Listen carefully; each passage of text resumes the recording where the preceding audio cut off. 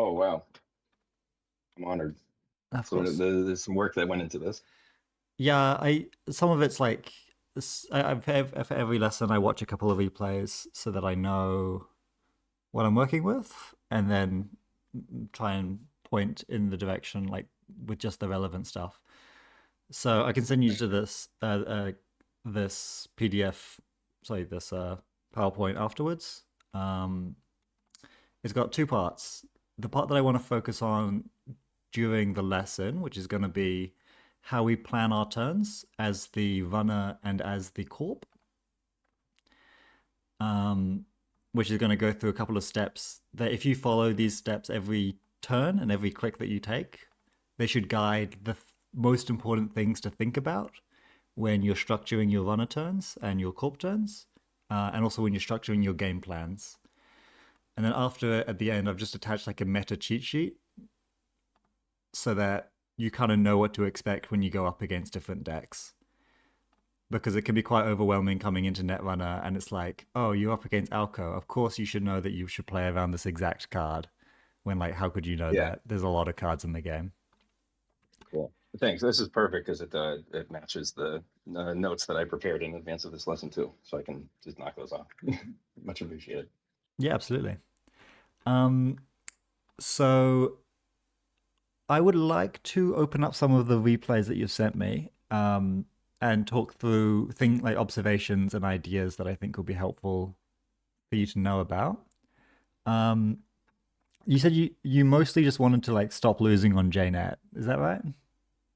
Yeah, yeah, that was basically. I feel like I'm playing very poorly because I don't understand the goals of myself or my opponent on plenty of turns. And Mm-hmm. so I figured talking to you would give me a just understanding how an actual strong player thinks and what they're thinking about and why they're thinking about it can go just a pretty long way to understanding a game.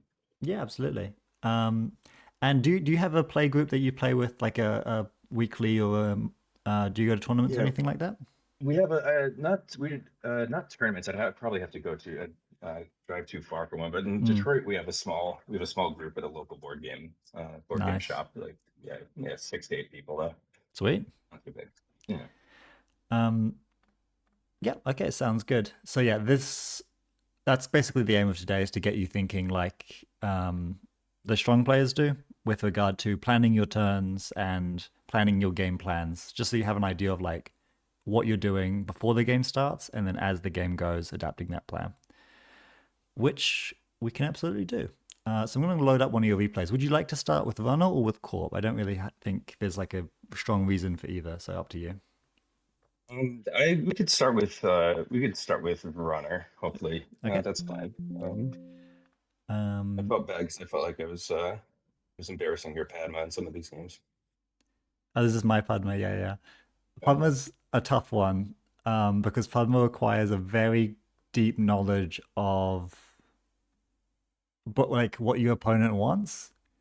Have you played any other games like Magic the Gathering or something similar? yeah, most of my background is in playing Magic back in the day. Have you ever played like a mill deck? Yeah, yeah. I Like, used to. That was the first. I used to try to make those as a teenager. Yeah, yeah. I know what you mean. If you ever play with like Lantern Control, do you know what Lantern Control is? No, Lantern control. I know what control is, but I assume Lantern refers to a card that I'm not familiar with. Yeah, Lantern was a card that let you see the top card of your opponent's deck, and you would just mill whenever it was an important card. Uh, Um, and it was famous for being like kind of the most controlling control deck because basically it required you to have a perfect understanding of all the important cards in your opponent's deck and just preventing them from ever playing them. And Padma kind of does this, at least this Padma list, because what mm, she aims to do is she aims to control the game so thoroughly that your opponent just cannot win, and the game goes on really long. And then her absurd amounts of money that she can make with like the Ghost Tongue and the Mystic Mamie and all these events and the Anacam, not to mention the three like harmonies to shuffle things back into the deck.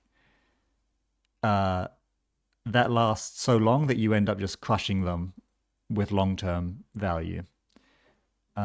You get to use burners to control what's in their hand, and you can use cataloger to control the top of the deck, so they never get to do anything without your say-so. That's the dream. Or sorry, if you're not finished, I didn't mean to interrupt. No, of course you go for it. I want I wanted to ask if I could provide like my recollection and thoughts on this game. Yeah, Uh, just a few questions I had about playing the list, if that's all right. yeah, of course. No, what do you think? Oh. So I would run into I understood that there's an econ engine here revolving around Ghost Tongue. Hmm. But I often but I wasn't always certain whether it was best to how to balance running through the deck to find the pieces that we need, and beginning to attack, especially when there's pressure from the corporation when they begin building their own econ engine and a sub-server that seems difficult to score out of, or I mean seems difficult to breach. Yeah, Um, that's the balancing act of this whole thing, and it might be the hardest skill to learn in Netrunner. Full stop. It's certainly the most important skill with Shaper and basically all Shaper decks is this balancing act of how much am I supposed to be setting up and how much am I supposed to just be interacting before I'm technically ready to. Um, I I guess have, it's an experience probably thing. yeah. Have you seen? I've done a lesson with a player called Peter Cilio. I quickly check on my YouTube. I can send you a link to it. Um, this one here. This is a lesson that I did with another player. And it's a lot of the content of this is going to be kind of like above the scope of what this lesson will be. But after we finish this, when you have time, I recommend watching this video because it's all about urgency and balancing. Um, all my cards are good, so I want to keep them all in hand. With my opponent's actually doing stuff I need to address, so I'm just going to address it. Because fundamentally, what corps do is corps create problems. Corps create board states that will win them the game if they're not dealt with. What runners do is they solve that problem. They're presented with the puzzle by the corp, and the runner just uses their tools to solve that puzzle the best they can. Um, and sometimes solving the puzzle does not involve installing all of your cards. And in a matchup like Epiphany, there's a lot that you have to do because they're going to be installing loads of assets, for instance. There's a lot that you're going to have to do without your programs. You might not install your programs at all for a long time. I almost labeled the file replay. Why did I install icebreakers? Yeah, yeah, and if Yeah. they haven't given you a reason, if they haven't presented you a puzzle that requires icebreakers as part of the solution, yeah, you don't need to install icebreakers. Every card in your deck is just there to solve problems, and if that puzzle hasn't been presented to you, you don't need to play it. You can just ignore it. With few exceptions. Sometimes runner decks get weird and they start presenting problems to the corp, but most runner decks are just like problem solving boxes, and most corp decks are just problem creating boxes. So yeah, I think That gives me that really helps order the it's so different from Magic, so it's yes. hard to wrap your head around it, but that gives a great way to just kind of provide order to the game. Yep. It is pretty much universally true, and it's has no one-to-one comparison with Magic, which is what a lot of people find tough. Because yeah, like you can kind of get the feeling of that with like maybe tempo decks versus control decks in Magic, where a tempo deck might present a set of threats and the control deck needs to choose, okay, in what resources am I willing to give up in order to deal with this, and to what extent do I need to deal with each thing. Kind of has a similar feel, but it's so different, right? Like there's no real one-to-one, unfortunately. But let's have a look at this game. So you mulligan this because it's just clearly a bad hand, right? Harmony doesn't do anything. Lobby you want in your deck. Like this is, they just we get going. And we're immediately presented by a problem.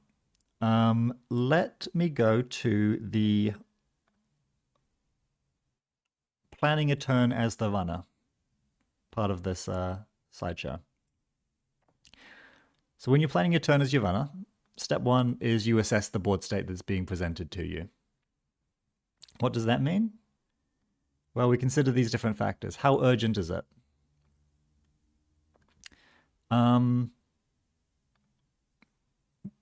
What do you think? How urgent do you consider this board state to be, not knowing exactly what these cards are? I assume that I assumed he was either developing, probably developing his economy or potentially less likely putting an agenda behind the ice. Or actually, no, sorry, I think at the time I thought it might be an agenda. So I wasn't too worried about it because I figure that, I at least at this point understand that this deck wants to draw through its cards, and Yeah. that's high priority. So I'm thinking normal game plan as I do against like most other decks. And I'll just start getting my icebreakers up to try and stop whatever he's going to score out of. I think that was my thought at the time. Now obviously I know better having seen the result. Yep. So yeah, this is like not really an urgent board state. Like we don't know what this is, but if it's an agenda, it's not that big of a deal. It's like, you don't want them to score agendas, but they've got 5 credits. It's not the end of the world. There's no combination of like 2 assets in Epiphany that will completely explode you. MBN assets usually like draw some cards, make you some money, maybe help you score an agenda sometimes. They usually don't win you on the spot. So this is not a particularly urgent board state, but obviously it's nice to deal with things. Any extra threats like measured response or Oppo research to think about. This is step 2 of assessing the board state because it's so easy to forget this step, so we have to do it every single turn. And the answer to this board state is all NBN decks run Oppo research pretty much. So if you trash something, you should also be ready to deal with Oppo. Do you know Oppo? Actually, I don't. I know. I think I've only seen it played against me once, so I don't know its triggers. I know it gives 2 tags, I think, or Yeah. something like that. So this is one that is important to keep in mind. I'm going to put a picture of it in this slideshow for you. Not on successful run like measured, but you have to steal it now. Let me take this, put it in here.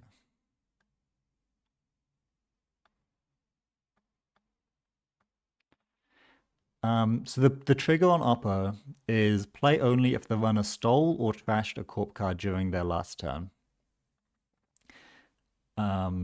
This means that just a successful run doesn't do it. You've got to actually steal or trash something. But because it's extremely powerful, 2 tags can be crushing if you're not ready to clear them. And if you don't clear them, it can be game-losingly bad. You got to think about Oppo every turn. The other one is measured response, which isn't going to matter in this matchup because they're not going to be running it. But this one also has text that you need to know about, which is threat 4, meaning that it's not relevant right now. And they just explode you if you can't pay 8. So these are Oppo and measured are the 2 cards that you always should be thinking about if in the matchups where they can exist. Here, this deck will be running Oppo research. At least you should assume that they are, until proven otherwise for somehow. And also, Epiphany gets a text whenever you trash something, or the first time each turn you trash something. Specifically, it says, the first time each turn the runner steals or trashes a corp card, place a power counter. And they can use that power counter to install cards from the top of R&D, the top 3 of R&D. This means that there are some substantial downsides to trashing things, especially before we have our money up. So this step of any extra threats, there are some other threats on top of our turn that we should be considering. The next step, what does my opponent want? In this case, it's very early in the game, so all opponents basically want the same thing. They want money, and they want board state development. So we should assume that they've chosen what cards they want to install. They're probably money cards, and they're probably cards that will help them develop their board. Spin Doctor draws, Cohort gains money. That's exactly what they did. But the answer to this might change. The answer might be they want to score agendas, or maybe they want to kill me, or maybe they want money. So we should think about every turn, what is our opponent trying to do with their clicks? And in this case, they just want to develop. And then we think for a second about how am I losing and how am I winning this game? And this is, in a way, the most complicated part of Netrunner. And it's kind of the most complicated part of a lot of games. This projection forward of like, how do I lose this and how do I win this? For now, because we're playing Padma, we want this game to go pretty long and we want to generate an insane amount of value over a long game. So how do we lose? Is we run out of money. It's hard to know this because it's like a matchup dependent thing, but NBN just want to tax you out. A lot of decks actually want to just make you run out of money. So how do you lose this game is you run out of money and you can't recover. How do you win? You don't do that. You don't lose. Most runners win by not losing to some extent. So if we can avoid the loss condition, we can win. And then we've got to think like, what do we want to be doing? What does our board state need to look like at the end of the turn? Well, we just need to draw and make some money. That's what we want our board state to look like. When I say board state, I'm including like credit totals in hand. So that's what we do every turn, which is a lot of work, but we have to do it. We assess the board state. Then we plan our clicks, which means we figure out the best order to do things as they stand in our hand. This means that we want to be getting out of the way the high variance stuff before the low variance stuff. If I go to the planning clicks, based on our assessment, how do we spend our 4 clicks? We draw first, we run early if we can afford to do so, and then we react to any variance that happened. Variance just means like stuff that we didn't necessarily get to plan for. That might be new cards that we drew, or it might be weird stuff that happened during the runs. Sorry, quick question. So Yep. When planning for variance, when you say high variance stuff first, I assume that means things like drawing cards or conducting runs Yep. against like Undone Ice, for example, Exactly. before playing cards that you know, the hardware that you know what it's going to do. Exactly right. There's no Okay. reason to do something that we know exactly the outcome is and then do like a random thing, when we could do the random thing first, and that way we have better information for when we're doing the known variables. Got you. That's a great rule of thumb. Because that will always give us time to clear any tags that we get. For example, if we like install our Anacam and then run this and then we get a tag, that's really bad. Whereas if we run this first, and we're not going to run it this turn, I hope. We shouldn't, we don't really need to. But if we run this first and then we get a tag, we still have time to clear the tag later. So there's no reason to do low variance things like installing cards in our hand when we could be doing high variance stuff first, just in terms of sequencing. So this is how we should take our turn. Assess, plan the clicks. You should have something in mind for all 4 of your clicks before you spend any of them. And then we react to variance. This hand kind of gives us a perfect opportunity to do that, because there's a few different ways we can draw with it. One of them, for instance, could be playing Bahia Bands. Bahia Bands lets us run any server, and if it's successful, we get to draw and do other stuff, like installing, removing tags, or trashing things. That's pretty sweet. We've got Anycam that also draws. We need to install it first, but it can be good. And we definitely want to spend our last click on Creative Commission. So there's a few ways that you can do this turn. But whatever you do, you should be getting the randomness out of the way first. So let's see how we do it. The first thing is installing Anycam. Second thing is Bahia bands. So this is a niche interaction, but it actually does matter for this deck. So I'll explain it, especially if you want to keep playing Padma. It's almost not worth explaining because it is kind of just this card, but Anycam says whenever an event is trashed from any location, draw a card. Bahia Bands is a run event, meaning that it only trashes when the run is over. What that means is that you're allowed to Bahia Bands on like HQ or R&D, install Anycam during the Bahia bands using this install trigger, this install card paying one less. And then when that's done, the Bahia bands will trash and Anycam will give you the card draw.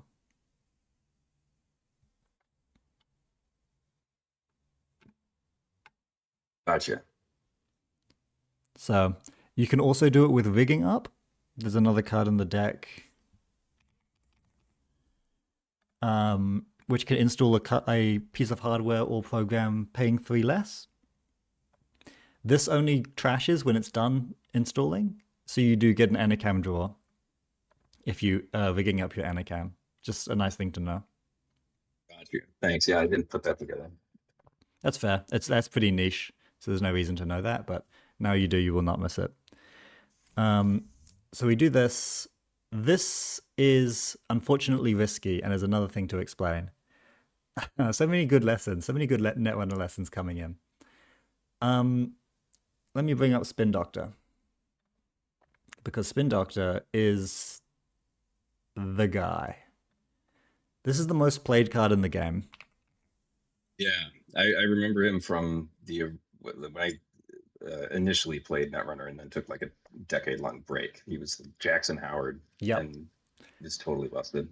Yeah, Jackson Howard really good. Spin Doctor, probably people say worse, and I think that's true, but like also insanely good. He can do so much. He can do so much. And one of the things that he can do is he can just disappear. For no effect. Which is really unfortunate for cases like this, where we rely on our run to be successful. If this Spin Doctor disappears, our run is actually not successful. Server is treated as no longer existing and therefore can't. Exactly. It doesn't count as unsuccessful because it wasn't forced to end, but you never actually get to breach a server, so it never counts as successful. Okay, that's the distinction. Okay. Yeah, it's kind of a weird thing where like you would hope that it doesn't come up very often because it's kind of like a strange, oh, the run's neither successful nor unsuccessful. That's strange. But it's actually extremely common because of Spin Doctor, who is the most played card and he can disappear at any time. And he's often played without any ice protecting him. Because if there was ice here, then there would still be a success because the server would still exist. But as soon as Spin Doctor disappears, it ceases to exist and can't be successful anymore. All right. So that's a unfortunate use of a Bahia bands. Exactly. If we hit centrals with this, it's guaranteed to be successful. But because Spin Doctor just disappears, Bahia bands doesn't get to be successful, which is just devastating. Because we're now zero credits with nothing to pay. Yeah. So that's, I mean, obviously you couldn't have known that, but from now on, you do not forget everything is Spin Doctor. If they install a card that isn't iced, assume it's Spin Doctor unless you're proven otherwise. Because every deck runs loads of them, and he's really good. Yeah. And they play him. So we get hit by some Spin Doctor cheese, which is unfortunate, which is why Usually when people play things like it would have been used to be Dirty Laundry, probably when you were playing last, I'm guessing. Yes, yeah, that was like the most common Yeah. version of it. You can't Dirty Laundry Jackson Howard because he'll just disappear. Similarly, you can't do anything on Spin Doctor that well it requires a success because he just disappears. So that's unlucky, and unfortunately, we've entered. How do we lose this game? Is that we run out of money, and we've It didn't take long. we've immediately bankrupted ourselves. Fortunately, we have this card, Creative Commission, so we can get back. We can recover. It's not completely over yet. This is a tough start, and we do that. So we're playing properly. We find out this is Cohort. Cohort's a really good card. It's a very high priority trash card for every deck that runs it, pretty much. They hint, if you want to rule of thumb things more, and rule of thumbing is awesome, is that this is a yellow deck and they're playing a red card in it, so it's probably pretty good. If they're spending influence on it, you can assume that it's powerful. So yeah, they raise a powerful card. They get to draw and gain some money, and then they're going to keep developing their board. Yeah, and at this point, I'm just like baffled. I'm now because I rarely play these horizontal asset-based decks, and I'm just like, okay, now I have too many options. I don't know whether I should be developing econ, whether I should be attacking these servers, or Yeah, this is asking so much of you, and it's really difficult. But we can go back to yeah. planning our turn. We keep it simple. We just go through the steps each time. First, we're going to assess the board state that's presented to us. It's hard to do because there are so many cards and you can't possibly know what they all are. But we can think about it. How urgent is it? Literally, we have no idea. So the answer is, I don't know. It could be extremely urgent. There could be agendas on the table. Could be that these are like Spin Doctor and then a couple of do nothings. So we truly do not know how urgent the situation is. Any extra threats like Oppo or Measure to think about? We also don't know. There's definitely the Epiphany trigger, and there might be Oppo. Here's the interesting question. What does my opponent want? And in this case, our opponent probably wants to overwhelm us. They're putting 3 cards down, which is basically our opponent saying, haha, you can't deal with all of this. And that's true. We can't deal with all of this. Yeah, I spent my credits doing something last turn, so that's how it goes. That's absolutely true. They're completely correct. We cannot deal with all this. So what do we need right now? We need to like slow the bleeding, and we need credits. We do not need, programs installed. But we need card draw, and we need credits, and we need to slow the bleeding. How are we losing is that we can't gain enough credits to continue playing the game. How are we winning? Well, we find 7 points before they can take advantage of our bankruptcy. So we can plan our clicks. We want to draw first and run early. And then we react to variance, which we're going to do by clearing any tags or whatnot that we get. So I think we play Burner here, which is actually good because we said we wanted to do the high variance stuff early. This is a lot of variance. This is going to see 3 cards and potentially tell us a lot about what's going on. It also draws us a card with Anacam, so I think this is completely correct. This is the highest variance play that we could have done, and we're getting it out of the way early. Let me ask you real quick: when you have a burner in the hand and without ice on the protecting HQ, do you? I just reflexively use it. Is that? It's awesome. Is there more nuance to that habit? Should I be careful, or is that just the right thing to do in 99% of the cases? It gets better the fewer cards there are in hand, down to 3. If they have 5 cards in hand, you're actually not slowing them down that much because you're not seeing their whole hand. And it also gets better if they don't have a spin doctor on the table. And it gets even better if we have access to R&D. So there are like pluses and minuses to it. But in And if general, there is a spin doctor, they shuffle the deck, so I can't really steal agendas, right? yep. And they can also draw two Yeah. cards. So for example, we could um, if we put things on top of the deck, they could shuffle it. If we leave the agendas in hand, they could draw, and then we don't have a guaranteed hit. But generally speaking, Burner is so good that you just play it. If you can play it, and there's a clear shot to HQ, just play it. It's going to slow them down by a lot, which gives us more time to set up. That's why Burner is in the deck. It's to slow down the corp. And we actually find some amazing stuff. We see some fantastic cards here. Now there are tricky lines here that I don't think they're like instructive for the lesson, but it's really cool to talk about. We see bigger picture, which is a tag punishment card. We see freedom of information, which is an agenda that we want to take, and then we see stoke the embers, which is an agenda we want to take. As soon as we see all of this, we get the opportunity to plan out a pretty sweet turn. I think the optimal way to play this is to put an agenda on the top of the deck and bigger picture to the bottom. And the reason for that is that we're going to have to spend 2 clicks to go and find these agendas. But having the agenda be the only thing in HQ means that our run on HQ is a guaranteed hit. So we'd have burned 3 cards instead of 2 that way. Basically, yeah, they would have no cards in hand. Gotcha. Whereas doing it this way is Gotcha. basically the same thing, but they still get to keep a card in hand. So this is good, but there was a slightly more optimal way to do it. So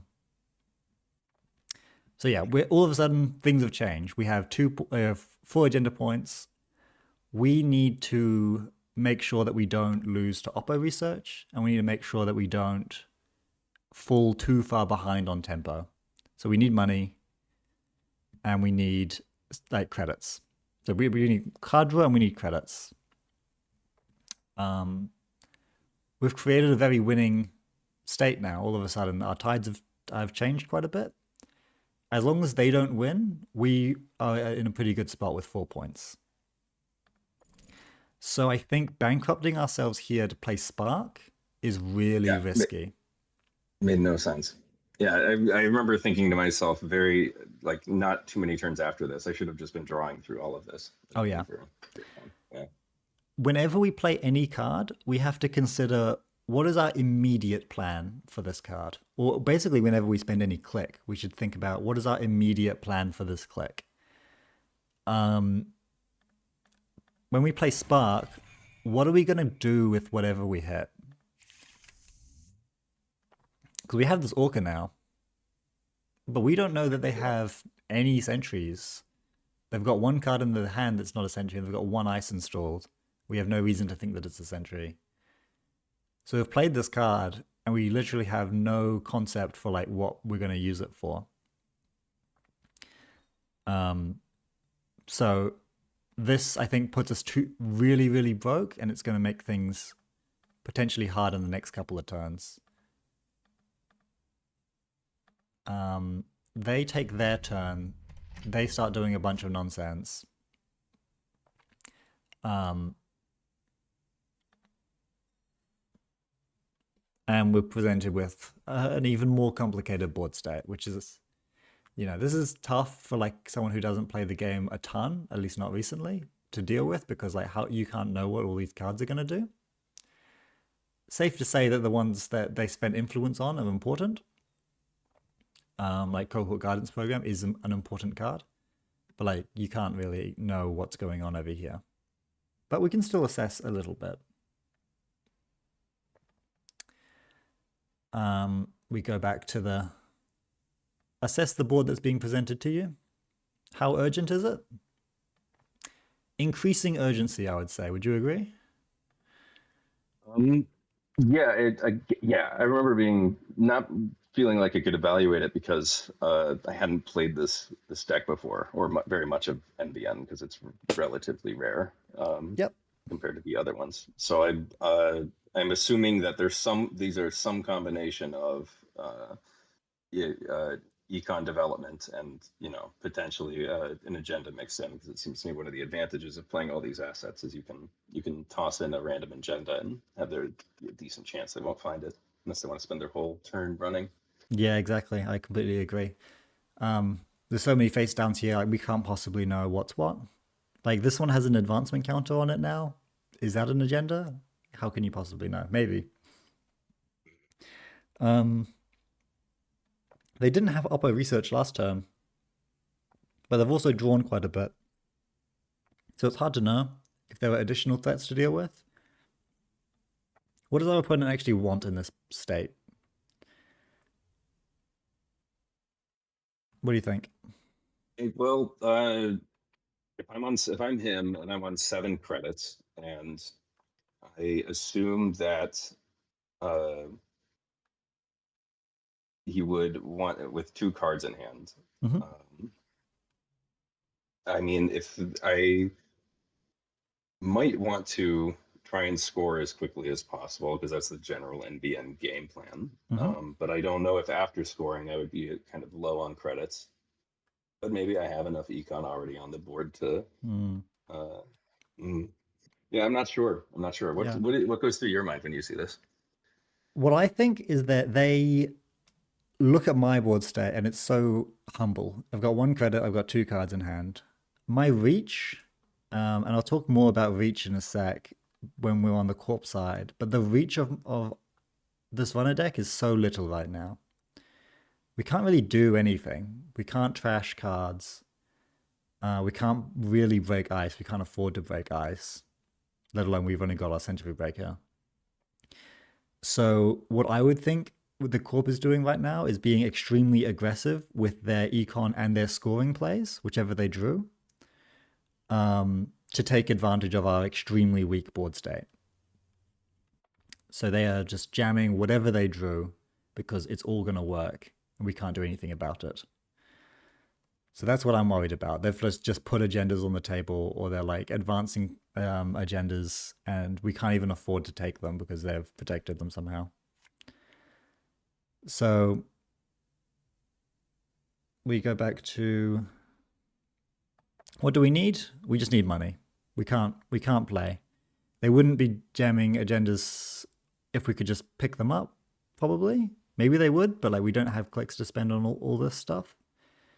So we're going to lose this game by being too bankrupt to play. How do we win?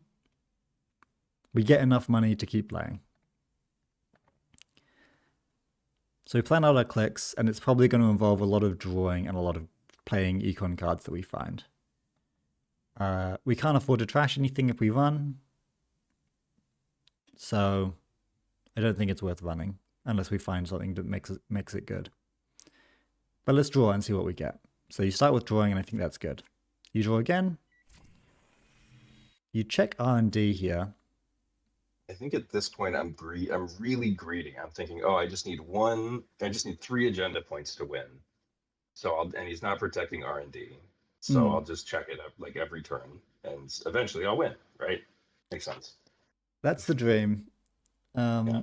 Unfortunately, it doesn't address the problems that the corp has presented.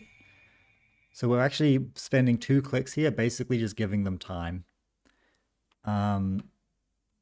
It was like you can hope that these accesses will get you there, and sometimes the answer to how do we win is we just run random cards and hope that they're agendas. There's a strategy that's going to be much more consistent and less. Yeah, we're going to try and turn the consistency dial up. Just hoping that our singles get us there is probably not going to usually work, especially if you're a deck like Padma, where we have no way to make those singles particularly good just yet. So we could have drawn more cards, and we could have drawn econ cards.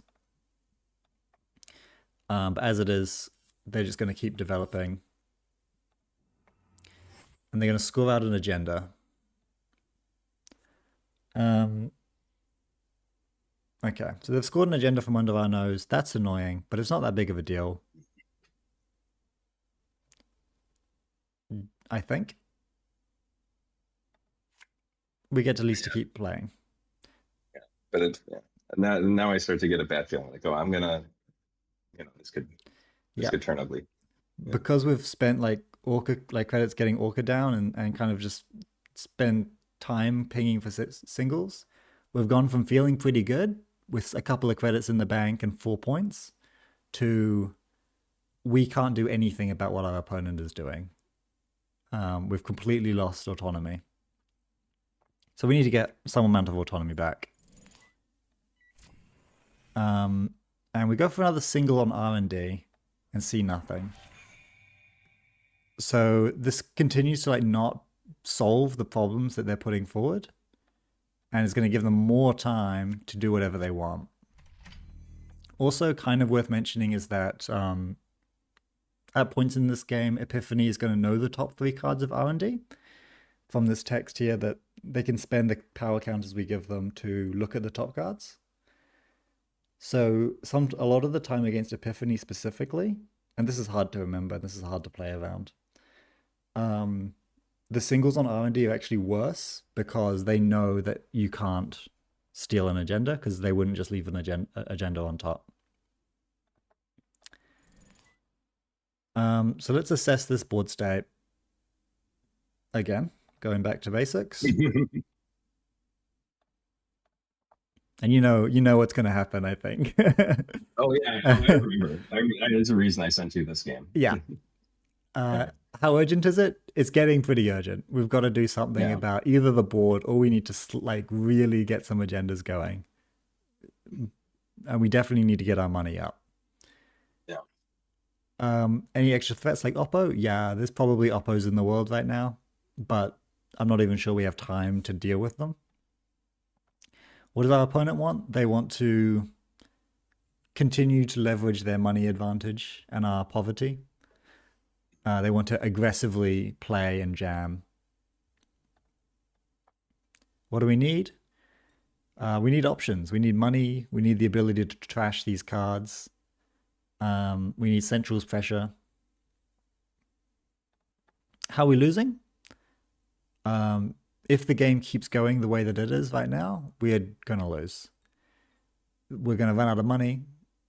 They're going to score out agendas slowly and steadily, and we're just going to lose the ability to interact with the game. How do we win? We've got to slow them down a bit, and we've got to find the agendas before they find them. I'm not sure that we still have a long-term game plan anymore with how things are going. So what does our board state need to look like? Well, we'd like to have a lot of credits, and we'd like to have dealt with the most urgent threats. Like a cohort would be nice. And maybe we should check what this double advance thing is to make sure it's not like another agenda. So we plan our clicks. If we're going to draw, we need to draw first. If we're going to run early. And then we react to variance. So playing like this Lobisomi for 3. Yeah, just giving up credits and potential, like any. I can't really draw into econ cards now. I can't trash anything. And what am I doing with it? Yeah, we've got no plan for it. We've spent all our money. It was a low variance play. Like we knew this was going to hit Lobi no matter what happened. We do get to charge it with our Padma run. And they get to... They the hard way. Oh, you wrote in the description to this deck, always run R&D immediately after playing Lobisomum. Yep, and that's... I learned why not to. Yeah, because if you run out, you've been there. Yep. Yeah, that's miserable when that happens. So this is good principles. If you are installing Lobi, this is what I would do after it as well. Then we overclock, which is good tempo at least. Getting rid of the Magistrate makes a lot of sense to me because it's going to be a big issue otherwise. And then we're checking this to make sure it's not an agenda. I think, you know what, I would not have started that turn with installing Lobi, but the follow-up clicks were pretty reasonable. Recognizing the Magistrate being a threat makes sense.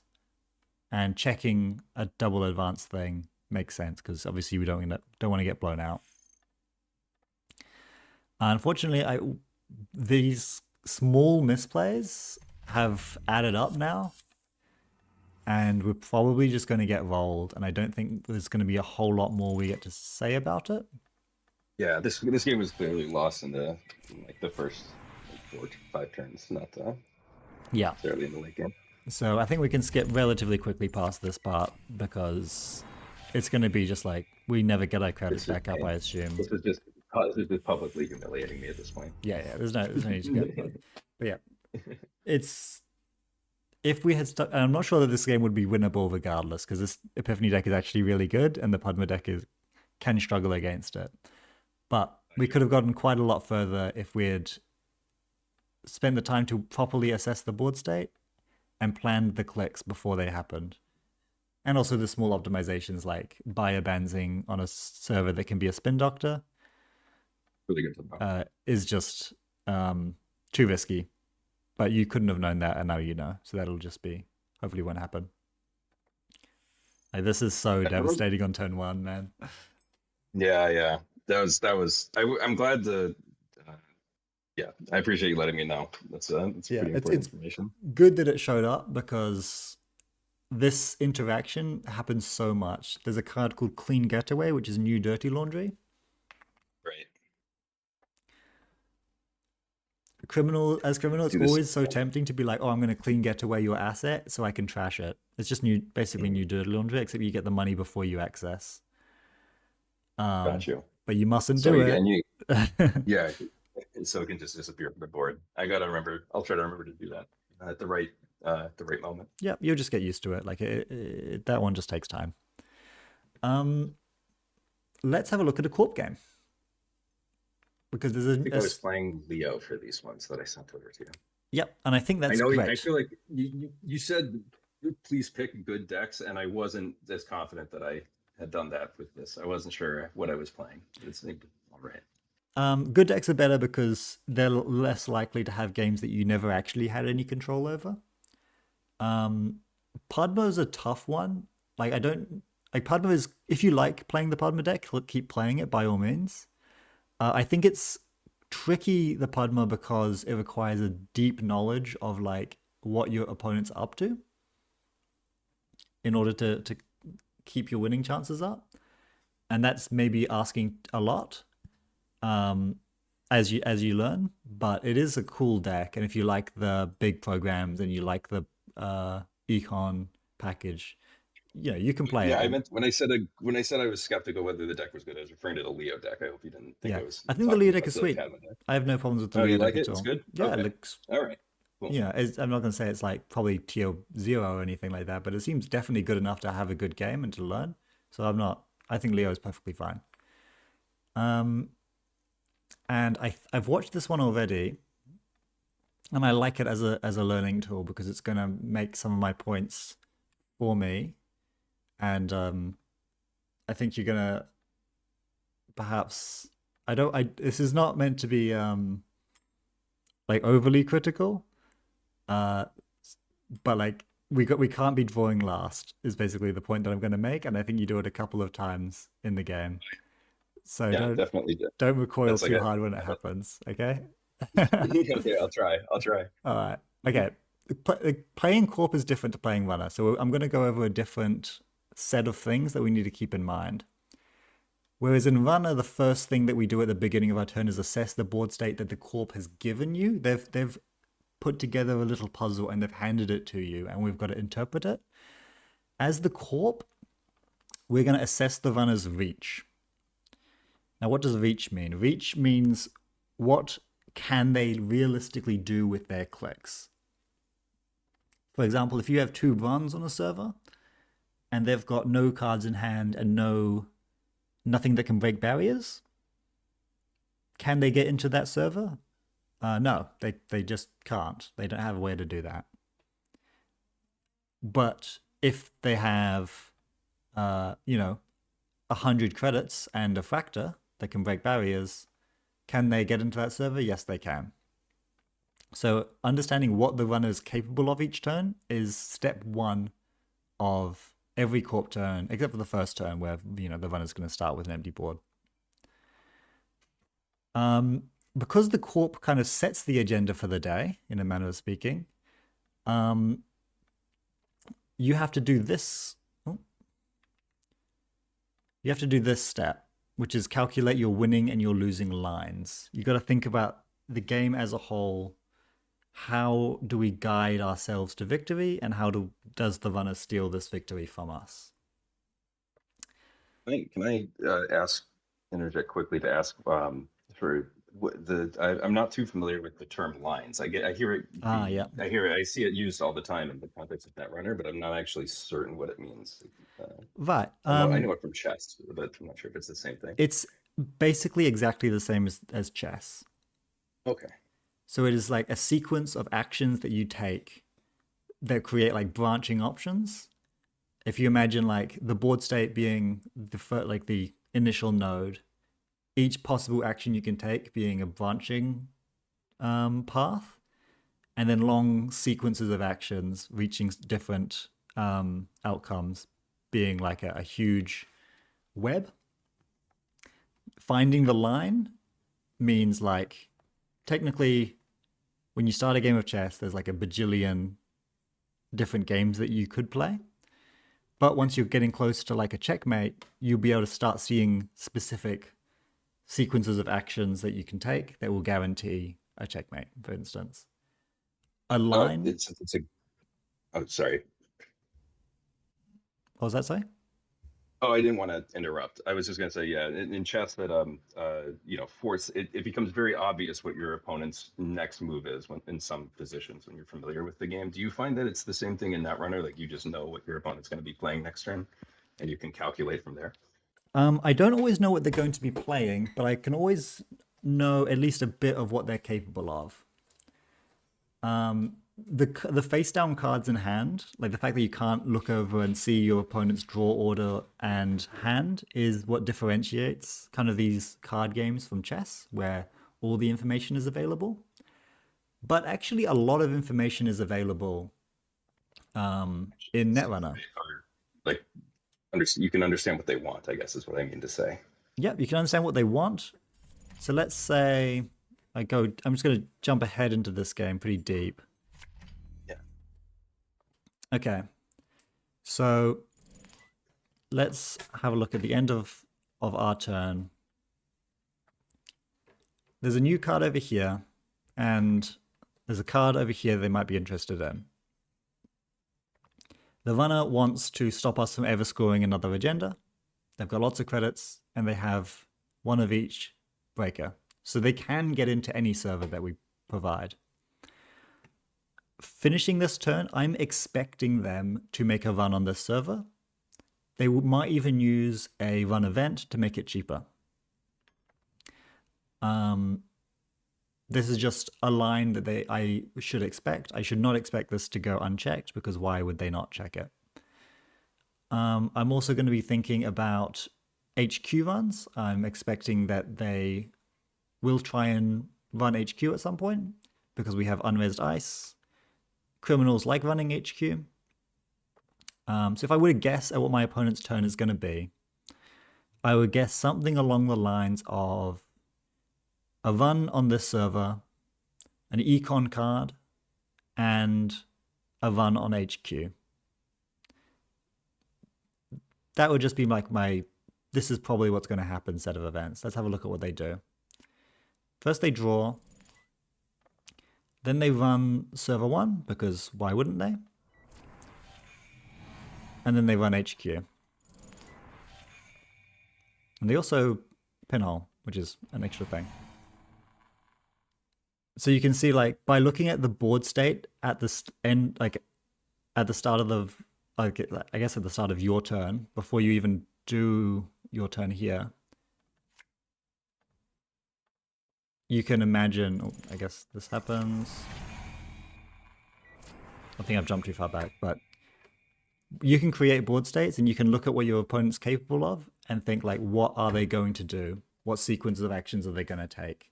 We don't know the cards in their hand, so there's going to be a bit of variance. We can't know for sure, but we can get the general idea. You know, they've got these cards down, they've got these cards down, they've got Mystic down. We can see a lot of the board. Does that make sense? Yeah, it does. I'm curious about how I'm curious about the factors that go into evaluating the relative juiciness of the server from the perspective of the runner, I guess. So I mean, the server one is unattractive because it has a fee attached to it for the Hmm. most part. Ablative barrier is cheap, um, and I'm guessing they're thinking 5 credit. I have 5 credits and 2 ice in front of HQ, so that's probably I'm probably only resing one of them if anything. Yep. So yeah, okay, That's basically what they're thinking as well. So okay. when they started their turn, they went through their own checklist. Now, this was the turn that we presented. So what's their checklist going to look like? Assess the board state that's being presented to you, plan your clicks, react to variance. So they assess the board state. How urgent is it? I think they think this is pretty urgent because they do not want you to score another agenda. This was the card that you played this turn. So they know this one isn't an agenda, I think. But you played this, so this could be anything. How urgent is it? It's urgent enough to warrant addressing. Any extra threats like Oppo or Measured? No, Leo doesn't run Oppo or Measured or anything like that. They don't run punish cards usually. That would be very unusual to want to run that. What does my opponent want? They know that you probably want to either play agendas or play economy cards because you're broke and you need more points to win. What do they need right now? They just need to make sure that you are not developing your board state beyond this, because this is all very manageable for them. Nothing you're doing is very expensive for them to deal with. But they need to make sure it stays that way, right? Leo can create remote servers that are like crushingly expensive and will just win the game through attrition. How are they losing? They lose if they lose control of the board state and let the game go on too long and let you gain money. If you had more money, you could afford to raise a bunch of ice on your servers. They wouldn't be able to get in enough. How are they winning? They're winning by preventing you from winning and by hitting centrals, because eventually the cards are going to pile up and they're going to find some agendas and win the game. So after that, they're going to plan their clicks. So they're going to draw first if they're going to draw. Then they're going to run early. And then depending on what happens during their run, they're going to react to the variance that came up. And reacting to variance just means like doing a bit of admin, basically. So their first click is to draw. Yep, because they draw first. Then they run early. Then they react to the variance of, okay, they find out that it's a tranquility and they've trashed it. So they decide, okay, well, there's nothing, like that didn't tax me or that wasn't too scary. So I'm just going to take a ping on HQ. Keeping you broke is a primary part of their game plan, because if you're broke, you're not developing a threat. So you can't win. And then because nothing too fancy happened in this run, they can get away with just playing this pinhole threading and getting rid of some of your stuff. You actually get some money off that tattoo, which they probably didn't expect, and that's quite nice for you. And then they get rid of your mana gum. So they went through the exact same checklist that we're going to be doing as the runner, which is assessing, planning their clicks, and then reacting to whatever happens during the turn. Their reach was vast. Yeah. Assessing this reach right now, I would say like basically infinite reach. They can get through basically any server they want to at little cost, but crucially not no cost. For example, this Ansel is a sentry. with 4 Thinking a strength. lot about the revolver hosted power counters right now. Yeah. It's important that they can break and sell, but they can't break and sell as many times as they want to. So their reach is currently, they can get into any server if they really want to, but it is meaningfully taxing for them to get into the server multiple times. And we should be abusing that fact. Playing the card in server 3, which cost them literally nothing to get into, in fact, actually gave them a Kuropure counter and cost them nothing. Right.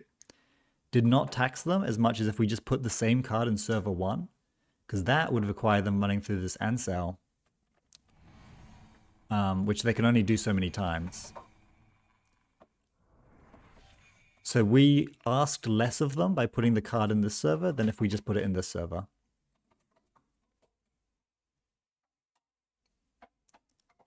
So if we had assessed their reach at the beginning of our turn, we would have actually taxed them quite a bit. This Tattoo Bowler would have swapped and we would have gotten some money. We could even have rezzed the Managarm to protect it if we wanted to.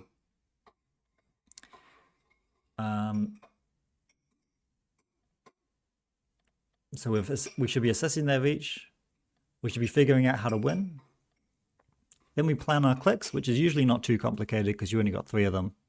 And corps don't have as much variance happen during their turn because they don't make runs during the turn. So it's not like you're going to find out that the runner has something weird. And then you just execute that plan. Assessing reach. Runners can't usually do everything. Like, I'm sure they would have liked to check R&D this turn. I'm sure they would have liked to trash all your stuff and check centrals and check R&D, but they can't do all of that. And sell costs them a real amount of revolver counters and a number of credits to get through, for instance. By looking at their breakers, econ, and cards in hand, and the faction ID, in this case criminal, so we're expecting them to want to run rather than be resistant. Criminals like to run more and they like to run HQ a lot more. We can assess what's easy or hard for them to do and present difficult threats. On this board state, it was easy for them to run server 3, it was hard for them to run server 1. So the threat we presented, which was a face down unknown card that they wanted to check, we made it easy for them to get in. We didn't make it hard for them. A common type of reach is having ice that they just can't break. In this case, that is none, except for the caveat that Revolver can only break so many times. Worth thinking about again. But they can break all your ice, so we can move on. What's their credit situation? Can they realistically afford to make a run? Their credit situation is good, not insane. At the end of your turn, at least. 12 credits is a lot, but it's not like, you know, it's not like you're no longer thinking about taxing their credits. They still like have a finite number. Can you force them to have a specific card? Not really. I don't think you have any cards that like require them to have a certain thing. We'll talk about more about this later. Is there anywhere that they actively want to be running? Yeah, actually, it costs them nothing to run this, and criminals always want to be running HQ. If we can force them to run anything else, it's good for us, because this is free, and this is where they want to be going. So if we can force them to run server 1 or force them to run R&D, that's much better for us. Does that all make sense? Can I ask? It does, but I do want to ask one thing. I think, I imagine, it's hard to remember this exact moment in a game you played days ago, but I imagine what I was thinking in this moment was that by separating the two, I'm forcing to spend an extra click rather than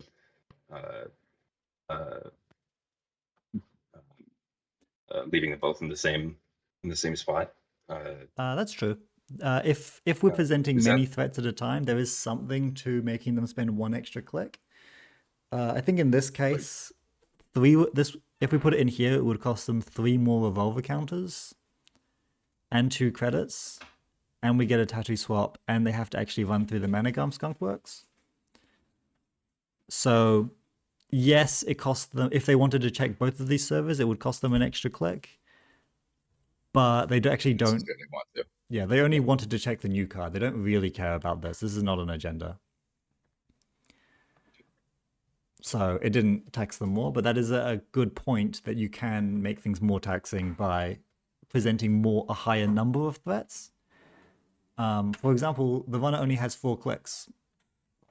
So if we could somehow install 5 cards, the runner's reach would not be able to check all 5 of them unless they had some weird tricks that can let them see multiple servers.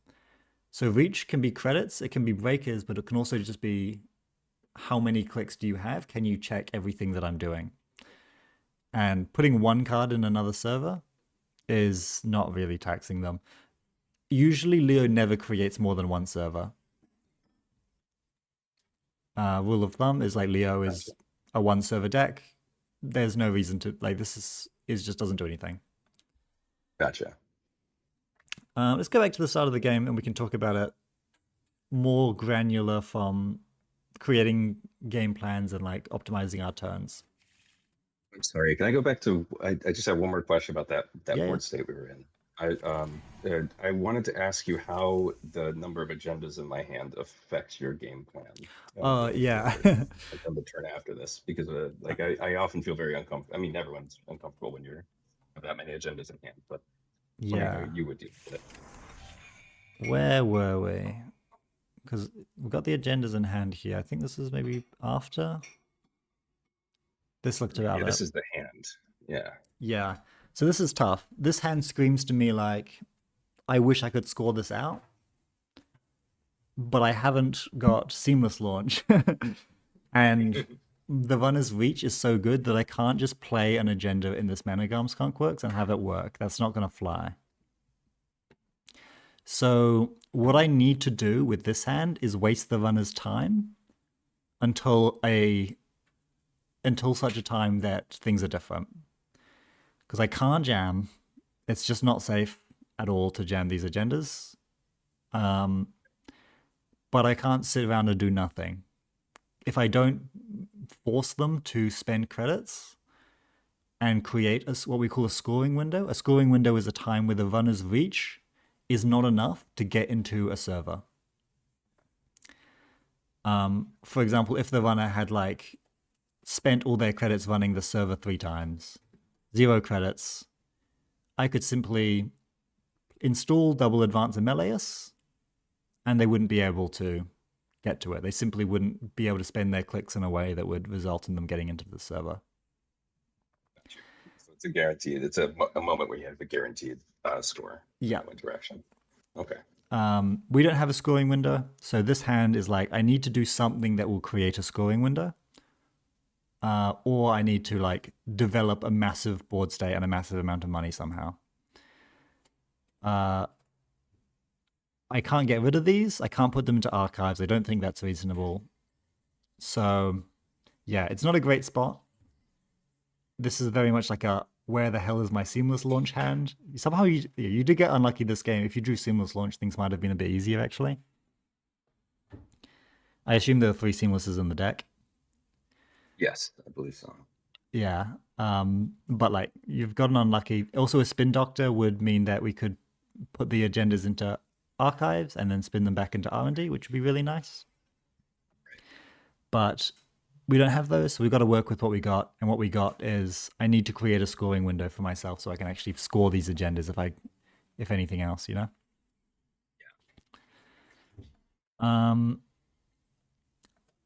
Can you send me the deck list for this Leo deck? Yeah. Yes, I can. Uh,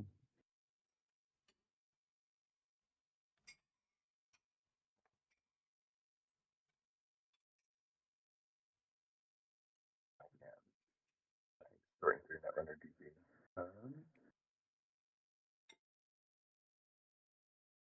This one. Yeah. Mm-hmm.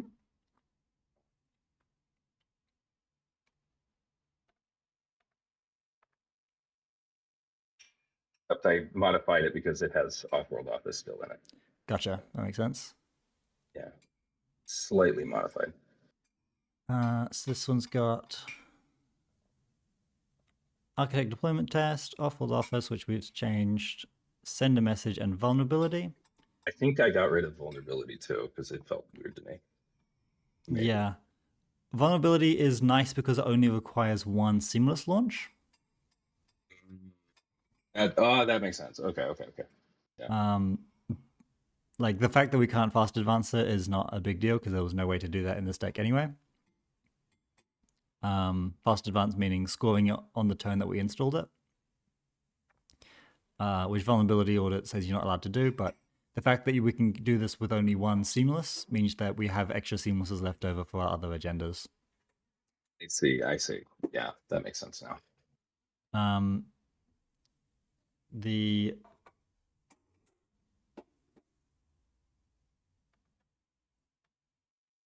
cool. Okay, this makes sense. So that's why it's in the list. It's still probably good, but train is amazing. So I would only start running seamlesses after you run the train because the train is fantastic. The luxury line. So one thing to discuss is mulligans. This may be not entirely the scope of the lesson, but just to talk about them briefly. Why did you mulligan this hand? What are your thoughts going into your court mulligans? Why did I mulligan this hand? It seems like an okay hand. Yeah, that's what I'm thinking. It I seems don't know. This is because usually when my rule of thumb is like I want a little bit of everything. I want some variety. I want an econ card. I want uh, I want an agenda, and I want at least a little bit of I want a little bit of ice. Maybe I saw the Maw virus and I saw criminal, and I was like, well, I don't really want, I don't know. This seems like a fine hand. Mercy is also good. yep, I honestly couldn't tell you. Uh, that's fine. Yeah, because I see two cards here that I don't really want. I don't really want my virus. I don't really want Let Them Dream. But I see three awesome cards, so I'd probably consider keeping this at the very least. Maybe I felt brand was too expensive. Yeah, it would be, but you have the hedge fund. Yeah, yeah. But it's fine. It's not like a absurdly broken hand that I would scoff at the mulligan. It's pretty good. I might be worth keeping that. So we get to bring out more PowerPoints.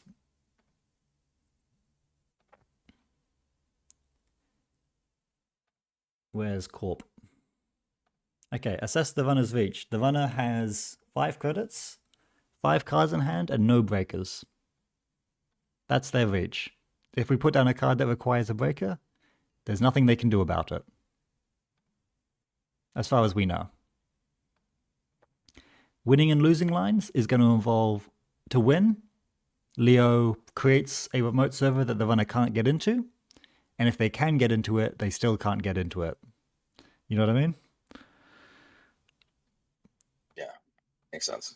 Like, even if they can break a Bran, too bad, buddy. I Leo'd you back to the, start a new run. Can you break the Bran again? Probably not. It's pretty expensive to do. So that's your win condition, is you're going to use Leo's ability with a big remote server to force the runner to try and get through a server that is not viable. And you're going to use that safe server to score out agendas. You have no other way of winning. There is no alternate kill threat. There is nothing else. You have to do that. How do you lose? Most of the time against criminal, you're going to lose on centrals. They're going to steal 7 points before you can score out your agendas. That's how you lose. So it's worth thinking about that. Can you score out before losing on centrals, or do you have to protect your centrals enough so that you don't lose on centrals? After we've thought about that, which, if you're against criminal, the answer to this is the same every time. We can plan our clicks and we can execute the plan. How would you plan out this turn? Well, so I have eventually, I'm not sure if I had learned the lesson by now, but I almost always start games against criminal just by icing HQ. Yep. This transfer of wealth. I really hope I did it this game. Otherwise, this could be embarrassing. But then otherwise, developing the, I wasn't certain whether it's better to ice the centrals initially and then slowly build up a single remote server with ice. But with Nico campaign in my hand, I'm guessing that I would ice a new remote, put down Nico, and ice HQ. Although I probably using the Tattoo Bola and Tattoo Bola over the HQs, so I can stop so I can at least get the guaranteed stop. I'm not sure at the end of run effect. What are you thinking when you see this?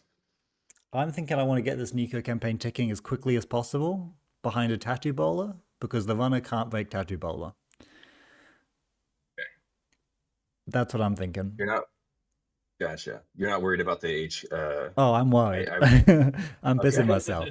I am Gotcha. terrified. But All right. we can't just not do anything. Gotcha. If we Can't play are defensively. too slow, Right. and if this Nico campaign doesn't work out, we have no econ. We have nothing. We need a game plan that allows us to actually win, meaning we need to get money, we need to build our board state. So if we can't protect this Nico, we have no future. I am terrified of transfer, absolutely. But if this Nico campaign doesn't get ticking soon, our hand is going to look pretty embarrassing. So I would like this turn to be simply install Nico, install a tattoo protecting the Nico, and then install an ice on HQ. Doesn't really matter what. And hope that Muesli Hat does not either have an answer for the Tattoo Bowler and thinks that the ice on HQ is resilient. Which, Gotcha. sometimes It you could be. run early into Leo Ice, but sometimes you don't. And in this case, I didn't press it. I didn't ice HQ. Oh my god. worse than not icing HQ. We do the right 2-click, so this is good. And this is an exciting start, so I can understand why you would see these 2 cards and be like, oh, awesome, I have the nuts. And just play them straight away. But the last click drawing means that we had the opportunity, because there was actually a hedge fund on top of the deck. If we were going to draw, we could have drawn first and would have such a better decision space. Because now we have a hedge fund in hand, meaning that we could have hedge funded and installed an ice on centrals and then just waited with this Nico campaign if we were going to draw, which I wouldn't have drawn, but it's still not bad to draw. Because then we would have money. We would have a game plan and like a way to play. Now we're in a risky spot. Fortunately, they don't have transfer, so we get lucky. We get lucky a couple times in this game, which is, a way to win. But I imagine winning tournaments is about reducing this kind of risk, the drawing at the end of turns. Yes, That's the sort of exactly. stuff you want to. Yeah. These kind of optimizations, they really add up. And eventually it feels like you're getting lucky, but like you can't be getting lucky all the time. You're actually just playing well. So we get lucky again. They miss the agenda. That's nice. They bravado the remote. This is last click. This is pretty risky for them to be doing because there's a couple of ice that would maybe make this awkward, but it's probably fine because they don't have anything like installed. There's nothing too crazy that can happen. And it's just a tattoo. They get some money. They're happy. We're happy. Okay. We have a game plan. Things are ticking along. We go back to the spreadsheet because I'm going to be annoying about it. Planning is court. What's their reach? Their reach is pretty limited. They don't have any breakers. So we have no reason to think that they can break this Tattoo Bowler. As far as we're concerned, this Tattoo Bowler is load-bearing, Hadrian's Wall. It can't be breached. Thank you for catering to my expectations. Like, yeah, this is safe. There's nothing they can do. They do have Hermes, which is annoying, but we don't have any unread stuff, and we don't have that many agendas, so it's like not that big of a deal. How do we win? Well, we just got to make sure that this Nico campaign gives us loads of money, and we got to make sure that they don't. The losing line here is that they run centrals and they steal our agenda points. That would be really bad. So let's plan our clicks and execute the plan. How do we plan our clicks?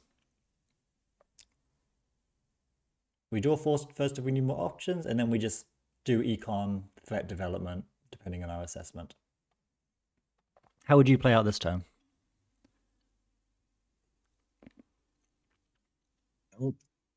I want to play the first thing that my eye goes to is the hedge fund. I Yeah. definitely would like to play that. To do it, unfortunately, I would need to gain a credit. Yep. Which I don't want to do. Yeah, what do we have? But it's probably worth it. Yeah, so we're down 1 credit. So if we want to play this hedge fund, which I think we kind of do, it's credit hedge fund. So those are the first 2 clicks. We've got another click. How would you spend the last click? I'm probably icing HQ. Yeah, I think that's really reasonable. Yeah. How would you ice HQ? Well, Ansel seems like I don't think Ansel does much, very much at all. So I'm probably going to put Mercia. I should do it with Mercia if I'm going to do it because you get the free install. Exactly. But I'd probably put Mercia down and then put Bran. Or do I want to save? No, I'd probably put Bran there. Yep, yeah. I think both are good. Like, obviously Ansel is not like the best thing ever right now, but trashing an installed runner card is good. Trashing a Hermes would be perfectly fine. Installing a card is fine. And the Corp not being able to trash or steal cards, I mean, it's fine. It's like, it's okay. Run is going to be good wherever we put him because Run is insane. Ansel is not great right now, but having any kind of ice is good because they don't actually know what this is. So they don't know that it's about ice. But yeah, it doesn't really matter which one you pick, as long as you remember to res this Mercia, which you don't do. Yep. Classic. This is not really a teaching moment. It's just, yeah, I guess don't forget to do that. Like, I don't know. Yeah. But anyway, we get this. The important part is we get Nico. So Nico money is coming in. We're playing the game. And we take... They do not improve their reach at all. So they've presented no way to get into the server. As far as we know, we can jam agendas in here. They presented nothing really. So the way that we handle the turn should be we go through the checklist of assessing reach. Reach is the same. They can't break any ice. Their credits are good, so they can afford to trash stuff if they can get in, but they can't get in. Is there anywhere they want to be running? Yeah, they still want to be running HQ. They want to be running server 1.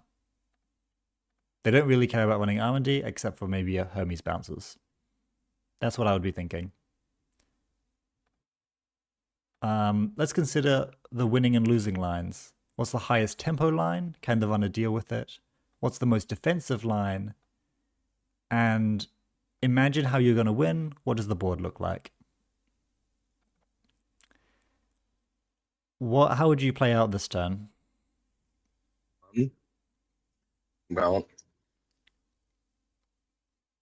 in light of what we've talked about, I would probably start by drawing and putting down, dropping an ice in front of HQ. Yep. And my final click might be the ice R&D as well, because it seems like I could afford to res both if I wanted to, but I don't know if I want to. Okay. And then prepare next turn to drop an agenda into server 1. Yep, I think that seems pretty reasonable to me. They really haven't shown any way that they can get through this tattoo, so there's no reason to think that... Like, it's nice to have double ice, of course. But, you know, against Hermes, Muesli Hat, making it harder for them to run is nice. So that's not a bad plan at all. So you run HQ, then you draw. So we're going to go back to draw first if you need more options. Don't draw second, because now this is awkward. Things are a little bit awkward. I think now, seeing the Cinder message, there's no real need to ice R&D. Because of course, less likely to. Yeah, not only is there less agendas in R&D, which is true and relevant, but there's more agendas up here that we need to be dealing with. We need to figure out a way to either score or protect these.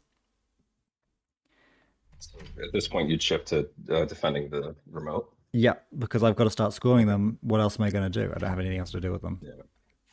Gotcha. So this uncell's probably not going to protect anything. We're probably never going to res it. If they ran it, we wouldn't res it because it's not worth the credits. And they, fortunately, play pretty slow. They draw a few cards, they play a sure gamble, and they click for a credit. So they are giving us all the time in the world to play this game. We need to take advantage of this window because miraculously we're going to go back to You just don't have the reach. They have no reach. Yeah. They reach. They've got 5 cards in hand, so maybe they have something to deal with this tattoo by this point. We can see that now that they have a boomerang actually, but we don't know that technically. They get in the game, but assessing their reach, they have basically no reach. How do we win? We're going to score 7 of these points. How do we lose? The runner gets to them before we do. So how do we plan our clicks to that effect? So icing up the remote once more to protect against like Estebrado or Boomerang or whatever, and then putting down probably send a message because I kind of want to pop its effect for efficiency's sake. Yeah. What would your last click be? Those are 2 clicks. I want to. Well, I don't want to. I guess I would draw. I would go back and draw first, and then play out the rest. I suppose. Okay, you want better options available to you? I think that's fair. I think the click of like install on the remote, install an agenda is not a crazy thing to say at all. But it seems a little bit grim, doesn't it? Because we pretty broke after that resolved, and we don't actually have a way to score out these 5/3s. We could install advance is one line that we have. That is the most aggressive line. Why? I get scared against Crim. They do that too much bypass in the form of run events, right? Yeah, it's Maybe scary. it doesn't matter to send a message because you get the trigger anyway. We're thinking that install it. They haven't presented a way to break Tattoo Bowler yet. Their reach, as we decided, was 0. Now, obviously, that loses to Boomerang, which stinks. But the world. It is only Boomerang. So we can force them to have Boomerang. I don't think it would be a terrible play. The hedge play of like, it's probably going to work is install Tattoo Bowler on server 1, install Let Them Dream in server 1, and then advance. Score out next turn. Yeah. So okay, so this brings to this kind of is touching on another point and about the strategy around scoring and the speed at which an ID or a particular deck might want to score. And I know on like the extreme ends, there's some Wayland stuff with like Sacrificial Zone that will just they'll like slow cook it forever. Yeah, they do that. But obviously, most then that can be like kind of unique to them. But most of the time, you really want to know if you're going to be scoring it out the turn you put it down or the next turn. Is that it's probably not a good idea to put down send a message and then think about how you're going to advance it the turn after and the turn after that. Yeah, no, you never want to do that. Okay. Basically, you never want to do that. Gotcha. Playing agendas is a big deal. It's a big commitment because that server is now locked up until that agenda has been dealt with one way or another. You should never play an agenda you should never play a card in Netrunner without an idea of what you're going to do with it. You should certainly never install an agenda without an idea of how you're going to score it. Putting that send a message in server 1 will not score itself. It will not just appear in your score area. Right. You're going to have to spend a lot of time getting rid of it. And there's no reason to do that over 3 turns or 4 turns. You should do it as quite fast as possible. That's what seamless launch is so good at. Gotcha. Yeah, 'cause sometimes I'll yeah put an agenda down and then like ice the server the next turn and start advancing from there. But maybe that's If you think it's unsafe trying in to make sense. HQ and it's safe in the remote, it's not a crazy thing to do. I'm not going to say there's never lines where you should play an agenda that you can't score next turn, then advance it and then score it. But like, if you're doing that, it's because it's completely unsafe in HQ, but it's pretty snug in server one, and it's okay to do that. Gotcha. In the situation where it calls for it. Okay. Yep. Nice. In this case, I would say that HQ is pretty safe. To be honest, I doubt they're going to run through Bran. It's much more likely that they run through Tachibowler. But the nice thing about Let Them Dream is that it's a 1-point agenda for them, so it's already a hedge. And we can score it out next turn without double advancing, so it's less of a commitment. And we can install an ice alongside it, so it's less likely that their reach can suddenly explode and capture it. If we install advance, and send a message, their reach, we're basically saying that with 5 cards in hand, you don't have either Boomerang or Kurapira, Kurapira being their factor, which breaks Tachi Bowlers. But if we install a second Tachi Bowler, they need exactly Kurapira. And we can be pretty certain they don't have Kurapira because they gained a credit last turn. And so they do not have things in hand that they want to install ahead of time. Gotcha. So installing a send a message and an answer here is really risky because we have no plans to score it, and we don't have anything to do until we develop that.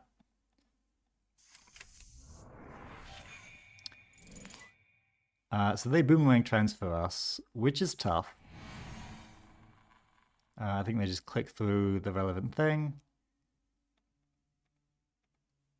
I think we have to undo it. Yeah. So this stinks.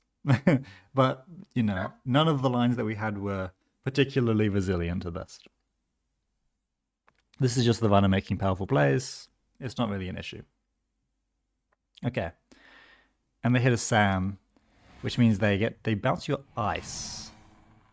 Is there just something I was curious about? I had assumed that the Hermes and send a message would trigger simultaneously, but is the trigger on Hermes like prior to the scoring? Mm-hmm. And so I thought there was a rule that said that is correct that the Hermes triggers prior to send a message in the turn order. Mm-hmm. I thought it was simultaneous. And okay, got you. Sorry. So the way that it works is it depends on whose turn it is. Okay. So what's happening here is that we're stacking a bunch of when agendas is scored or stolen effects, and there's 2 effects stacking. You've got send a message and you've got Hermes, so they're next to each other. They want to happen at exactly the same time. They've both got the same when scored or stolen, when scored or stolen. The way that the ordering is determined is because it's the runner's turn, all of the runner's triggers go first, and if they have multiple, they can decide how to order them. And then once all of the runner's ones are done, then you get to do your send a message one. So that's why when this is scored or stolen, before this happens, Hermes, they get all of their on-steal effects, and then you get your on-steal effects.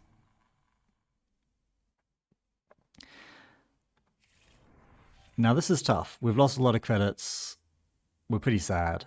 But worst of all is that this could have been a Let Them Dream, and we could have scored it. And if we score Let Them Dream, we could put the agenda in our hand at the bottom of R&D and slow the game down until we have time to recover. But because this is a send a message, we don't get to score it this turn. We have to do other stuff. So we've got to take this turn back. Yeah. And consult the chart again. Yes. What's their reach? Actually, we still don't think they can get through here very easily. Like, certainly two tattoo bowlers is really unlikely they can break. Or a tattoo bowler in any other ice. A tattoo bowler on its own, maybe they can, but they would need another boomerang too. And they've already spent a boomerang.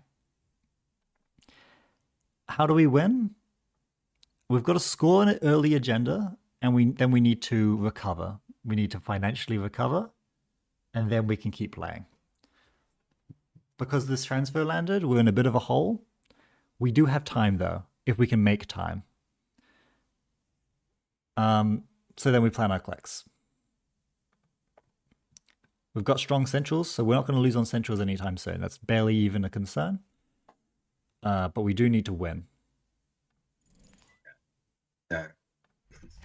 And because we didn't put the second advancement on this greasing, and we drew in the wrong order, let me go back. So greasing here is fine. That's not a bad play. But we should have drawn first. And gaining a credit rather than advancing the sender message is quite suspect. Because now we have no plans for the future. Next turn happens, what are we possibly going to do? Well, we'll find out. They gain some money. They do absolutely nothing to improve their reach. I would have similar advice to like this player as I would give to Peter Cilio in that lesson that I talked to you, that I linked to you in the chat, which you can watch later, which is you've got to put yourself into a position to address the corpse threat. There's literally an advanced card here, and you're playing Tungsten Tailor. Like, they've got more important things to be doing. So this is a good turn. You've done the checklist here. Their reach is not good enough to get in, so we should be we should be abusing the server the best we can. We can plan our clicks. Hedge fund, Manigam, advance is the perfect turn. So this is right. No question. Now, unfortunately, they top deck Transfer of Wealth with Muesli Hat and just triple click through. So when assessing reach, I guess the caveat is they can actually break Van and Ansel by clicking through them. That's true. And we throw the brand at them here. This is interesting. And you know what? I don't even hate it. I usually never throw Bran at runners. But it's really bad. I guess technically they couldn't steal this train. I think I was, yeah, that was kind of, I felt like there was some, I can't, and now I'm kind of blanking because I haven't played this deck in a minute, but I felt like there was some recursion. I'd be able to get it back somehow. That's basically the gone. transfer Magira. Like, there are cards that like Ansel subroutines or Bran subroutines can get it back. But fundamentally, like, it costs 6. You know, even if we get it back, we can't res it again. So we've lost a really important piece of a puzzle here. Because like, yes, it feels good on this turn. We get to score out the sender message, which is super nice. But Arc HQ is going to be completely open for the rest of the game.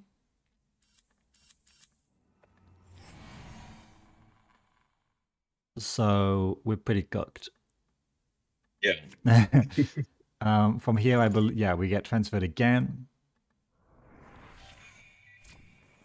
HQ is open, so like, it was defensive to throw the Bran, but it's not feeling so defensive anymore.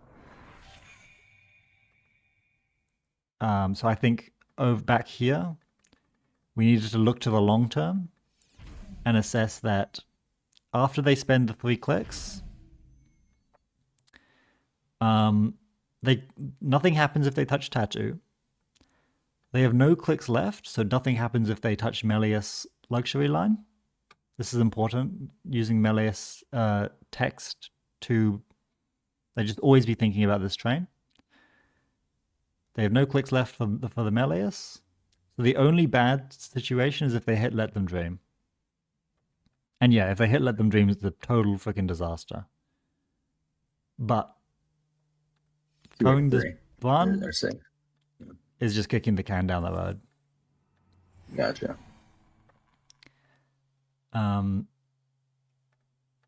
One neat thing is you can raise Manigam before scoring this as well, and that way they can't bounce it with Hermes, but it's not that good. Right. Paid abilities. Okay. Yeah, it's not like a insanely good play. It was just like something you might have considered. Something I should keep it. I need to keep that in mind against Hermes. Yeah, super important things you want to raise before the runner has an opportunity to steal or score. So yeah, we get blown up by HQ runs. We have something going for us here. And if we look at the checklist, you let me know what it is. What's our advantage in this case?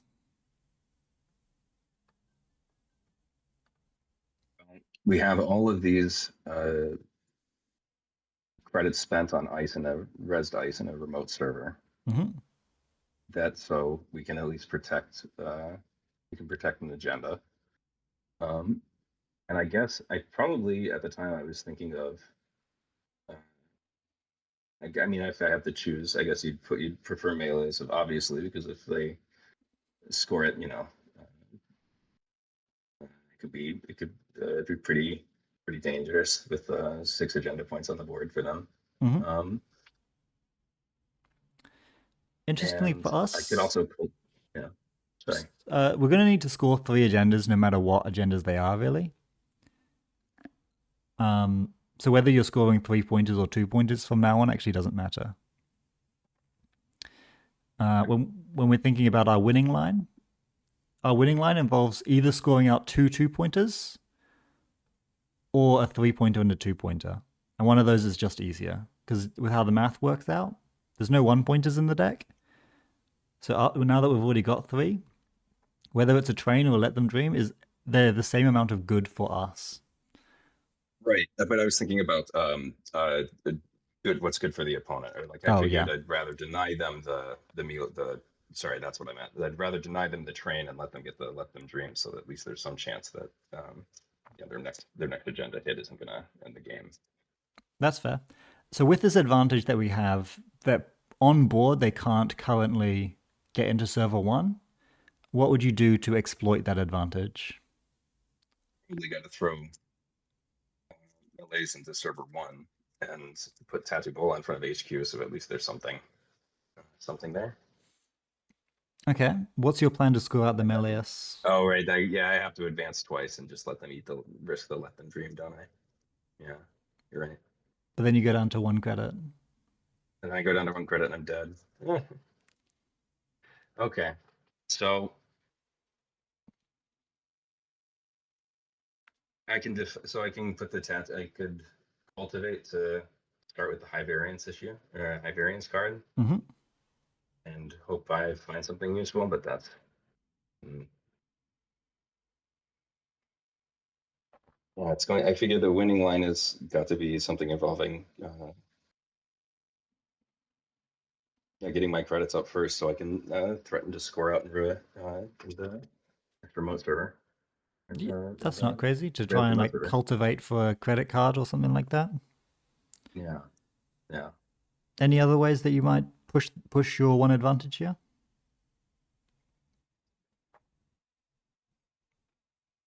I could try to score out. Let them. I could try to score out. Let them dream, I suppose. Yeah. How would you try that? What would those clicks look like? Well, I would need to threaten to score it out. I still need credits, so it would probably have to be. I mean, cultivate is kind of risky.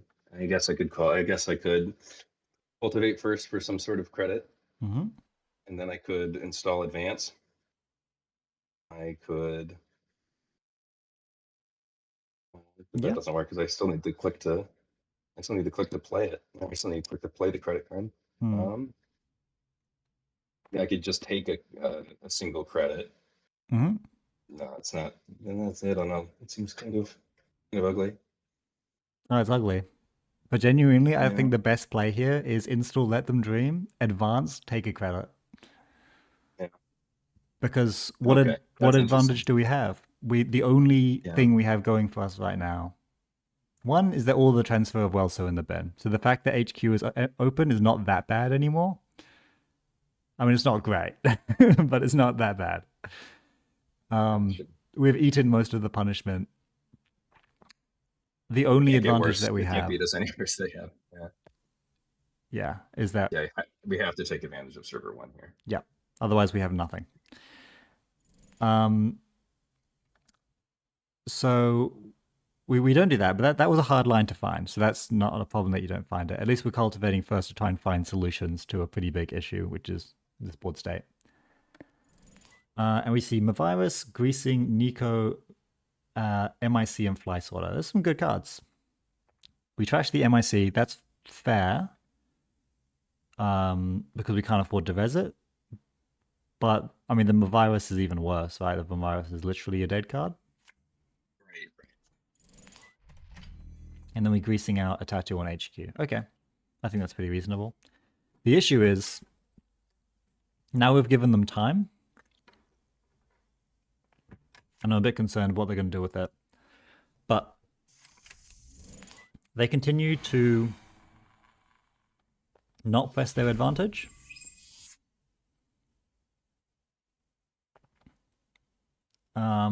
So we have a moment here. What now? Because their reach is still terrible. They've done basically nothing to develop their reach. How do we press that advantage, would you say? I mean, so I'm guessing the most aggressive way to um, take advantage of the scoring window would be to get the credit up exactly the bare minimum for what I need to score out Mm-hmm. um, on the following turn. Yep. Um, do that, but then I'll be at zero. I'll find myself at 0 credits. Ugh. So I'm sure I'm. Like, yeah, it's Yeah. not great. There's no line here that's going to Yeah. be awesome, unfortunately. Yeah, yeah. So I'm sure what I was thinking in these moments was I was debating between whether to go for the Nico campaign or the And I think that's a really interesting agenda. debate. So you go draw first, which is good. Why did I do that? What am I doing? Did I undo this? Tell me I undid this. No, you let that rock. Oh my god! What on earth is happening? What Okay. time did I really hope I played this like super late? I'm sure I assume I meant to play that in server one Um, and just I didn't can at the see last on minute. my time. This is 5:32 in the morning, So so it's midnight. this is midnight for Yeah, you. this is after midnight for me. In my defense, ladies and gentlemen. Yeah. So this doesn't press any kind of advantage, right? Their reach, they can reach this. This Yeah, doesn't yeah. tax them in any meaningful way. Making them go through here, that's a Maybe pain. something. Yeah. Um, so this is just funny. Oh yeah, that's just throwing your rook away. That's my bad. So they do things in the wrong order as well. Technically, on their end, if they can draw first, that's fine. Installing Sankenshil is a low variance play, and then running is a higher variance play. So they should be doing the higher variance stuff first.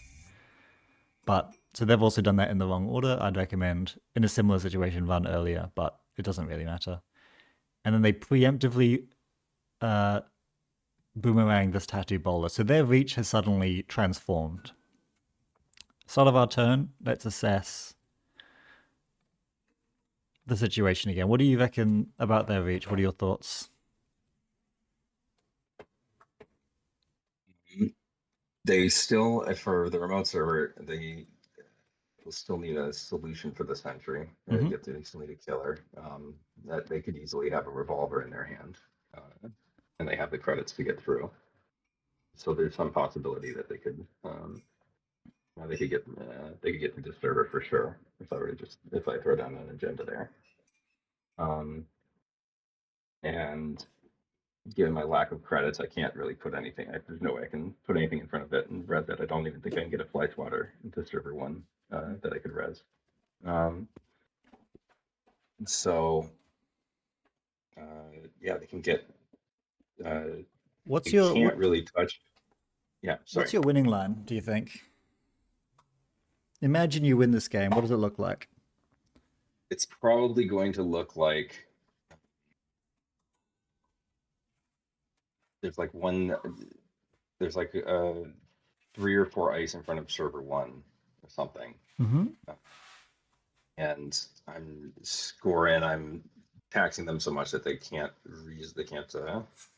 They my HQ doesn't have any agendas in it, and it's all getting jammed into server one as soon as I get them. Okay. Yeah, I think that's all But makes some sense. So, money, how would you but how take to this get the turn? money? Well, that's a very good Um, question. There's yeah. actually a lot of money on So the board. There's a deceptive amount of money on the board with these tattoo bowlers. If we can convince the runner to run through tattoo bowler, we're actually not poor.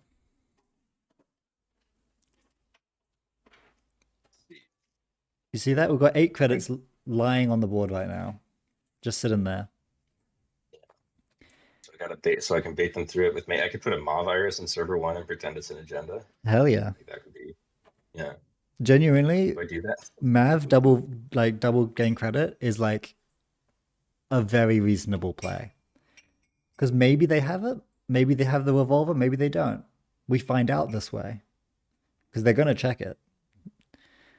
And if they don't have it, that tells us that we're allowed to jam. If they do have it, we get tattoo money. It's good all the way around.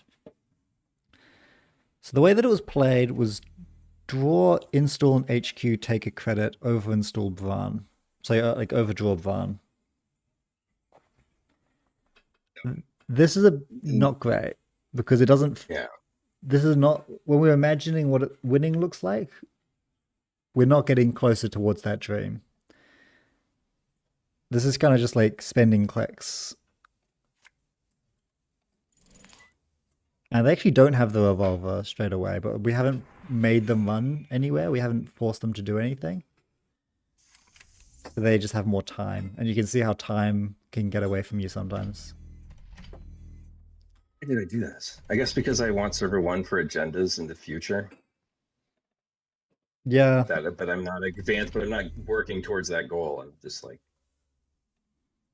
Yeah. So this is not how Leo plays, basically. yeah. Also, you drew last, but okay, it's past midnight now. We're half past midnight. We're gonna be chill on past BrickFrog. And from here, I think we are losing badly now because they found their Kuapira, their reach is extended. The one advantage that we had that they hadn't developed their reach is now gone.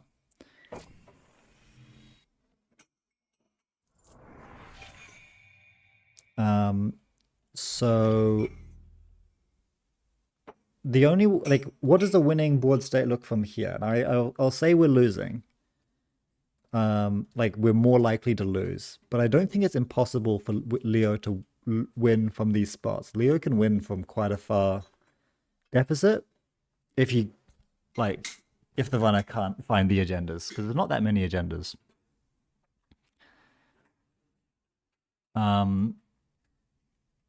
What does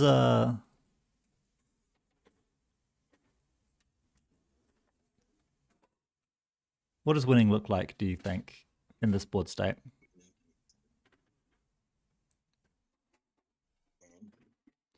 Have you ever won a game with Leo where you felt like you were behind at one point? Yes. And I believe so, and it usually comes from just out taxing them, but or putting them in a position where their economy is not able to keep up with the expense of the primary the most important servers. Yeah, Leo's brutal. And Leo can cost more credits to defeat than some runner decks have in their entire deck. Like Leo can cost an insane number of credits to deal with. pressing that advantage is probably the way forward. Because they are at 12 is a fair amount, but I can stay with Yeah. Ansel and Boomy and Fly Swatter, I can wear them down, especially when Revolver is being relied on as the primary sentry tool. Hmm. It's not a long-term sustainable solution. Yeah, I'd agree. We have few advantages here, but we do have play. We can tax out revolver counters. We can tax out 12 credits. We just need time. We need to recover our econ, and we need options. And now, unfortunately, Kua Pyrotex is going to kill us here. Right. It's a Because bypass. we can basically never res Bran again. It's a write-off. Against Kuapira, sometimes you have tattoo games and sometimes you have Bran games. And if you're doing tattoo, you're not doing Bran. If you're doing Bran, you're not doing tattoo. Because letting them jump over Bran, just because they broke a couple of tattoos, is after we spend 6 on resing Bran is too much. So we are probably never going to res a Bran ever again. At least that would be the advisable play. We also don't tax them. We don't put them through the only server that we have that costs them any number of credits to deal with. And then they run HQ, and then they're all over us. We do get a bit of tattoo money. That's nice. Maybe a second time. That's funny. Yep. And then we immediately install, draw, install again. But again, like, we have somewhat taxing server here. They're down on revolver counters. That matters. We finally put them through the tattoo server, so we finally get to pay off that tattoo that's been sitting there forever. That's good. And we could have made that play with Mavirus so much earlier, and it would have been awesome.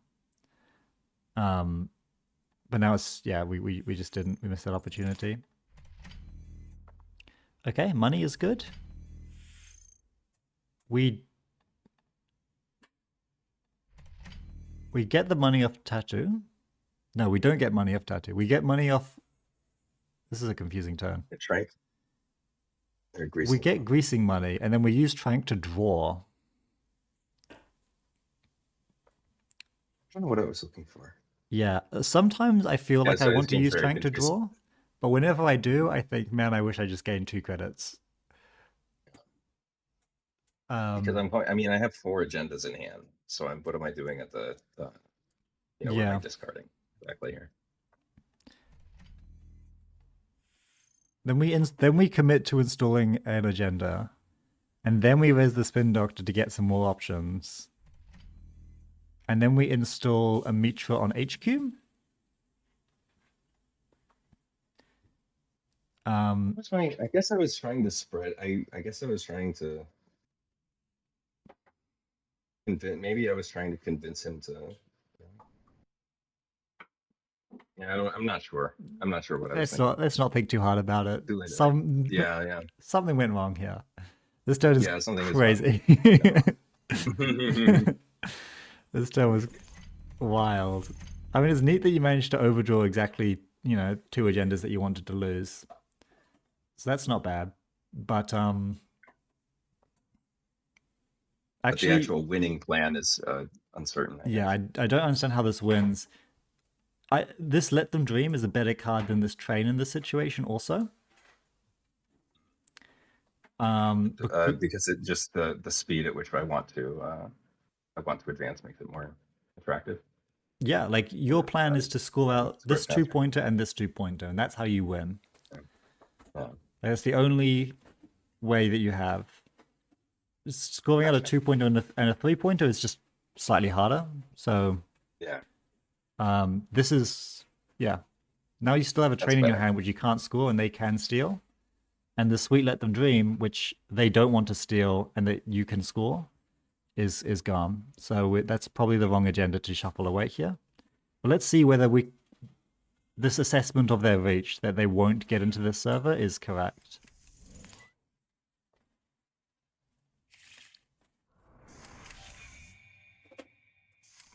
It actually is correct. They do not get into that server. However, somehow we still haven't drawn Seamless Launch. which is just unlucky. It's Weird. not. Yeah. Oh, that is pretty. All three on the bottom third of the deck. Yeah, that's just unfortunate. Yeah. I'm not saying that like Not the it's not our fault not the to fatal lose this issue. game, but Yeah. uh, There are other issues. it's going to be hard for any Leo deck to win without a seamless. So having to do this is pretty sad. But it's correct play. I think this is not like this is a crazy board state that shouldn't exist. But like given that it's here, I do think spending this mana for 2 and installing this Boomy makes sense because it gives us a Leo target that doesn't make us miserable. And we actually get to score out an ADT. So in an unbelievable turn of events, we actually are well on the way to winning the game. Except for Hermes, which is going to ruin our day. And they correctly pick the agenda target. But we get to see a few things. We get to see the top of the deck, which we can remember, because this doesn't change unless we change it. And we can see that the top cards are Mitra, Manigam, Nico, and Hedge Fund now. And we have this ADT in hand. There's no shuffle text. Probably, I think I assumed there was shuffle. Nope, the ADT actually doesn't shuffle. Okay. Which is great. So next turn, hopefully we might be even able to install advance this architects, and depending on what reach they have, they might not even be able to get in. Meanwhile, they're setting up their multi-access, which could be useful. They get rid of the Mitra. Okay, that's fine. Okay, we have like one opportunity to win this game. And it's going to involve installing Mitra and Architect and advancing it. And we can, I'm telling you that, but we're going to go through the checklist. Assess their reach. What is the only thing that they're kind of bad at breaking right now? Entries are awkward. Yeah. Because of the lack of post counters. Especially multiple sentries in a row. Mm-hmm. So with Boomy and Ansel, that's probably our best bet. And they can use the Leo ability to get rid of Ansel if they're low on clicks. Well, more specifically, you can use the Leo ability on Boomy. Oh, and Boomy, of course. Yeah, yeah, use Boomy first, of course. That's a way, right? Yeah. What's their credit situation? Can they actually afford to make a run? Well, it's 2 Chesva. Chesva is centrals only. Oh. I wish I'd known that. I just saw it as 2 credits that you can use during a run. A font of knowledge. Well, with that in mind, then their reach is much lower than I anticipated. Yeah. Touchstone can be anywhere. Yeah. This one. Touchstone can be anywhere. But ultimately, that's only 6 credits to get through 3 eyes. Okay. I see. Well, Kurapira has barrier breaking. Oh, yeah. We're never. None of our barriers do anything anymore. Like all of our barriers are blank. Tattoos still give us money, which is nice, but that's all. Okay. So yeah, I guess I can play more aggressively than I. Yeah, you can play slightly more aggressively than it seems like you can, especially because even if they could get through the server, they probably can't do it again next turn. So there are lines here where they do somehow manage to get into server 1 after we install advance the architects. We could also just cultivate for a seamless launch. No, the odds are pretty high. The odds are really high. The odds are like almost 100%. Yeah. Because you look at 5 and there's 3 out of 12. So I guess not like the odds are good. Very good. That's another play that you could consider. And you do actually cultivate first. Do I take the seamless launches? Probably not. You grab hedge fund. I hedge fund. Yep, I knew it. Yeah. And then you meet you on HQ.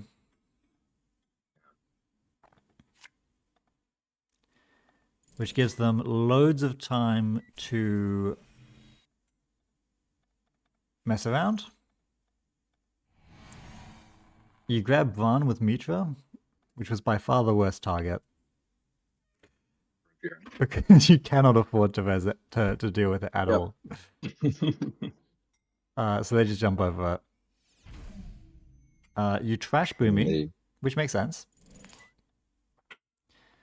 And then they just go and get another Kuopio counter and flush out your server.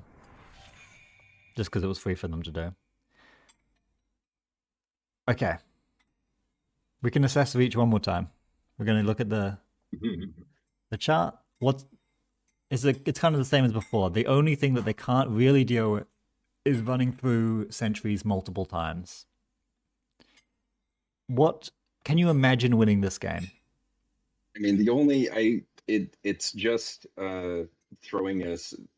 It's just throwing an agenda into server one and advancing it, and hoping that the other one doesn't get stolen, I presume. I mean, it's got a. Yeah, I mean, you don't even need to advance it. You just do a seamless. And you know the top of Oh R&D. yeah, next turn I can just do seamless. Yeah, you're right. You're right. Because you know the top of R&D with Cultivate, you don't need to protect centrals. You don't need to advance. So I actually don't know what you picked with Cultivate, so I can't say exactly what the line should be. But there's no variance as to what should be going on here. You know the top of R&D, you know HQ, you know their board. They're probably not going to put too much more onto it. We should be actually, Looking at HQ. yeah, if we can win, it's this turn jamming this ADT. Let's see what we do. We do, Okay. then we draw. Okay. Now, that's wrong, but I'm going to say that it's fine because you technically knew what you were going to draw. So it's not a it's not a mark against you, and then you ice HQ. Here we just now icing HQ might be risky because now we're going to be pretty poor. But maybe it's fine. Because we still need 3 credits to fully advance out this ADT.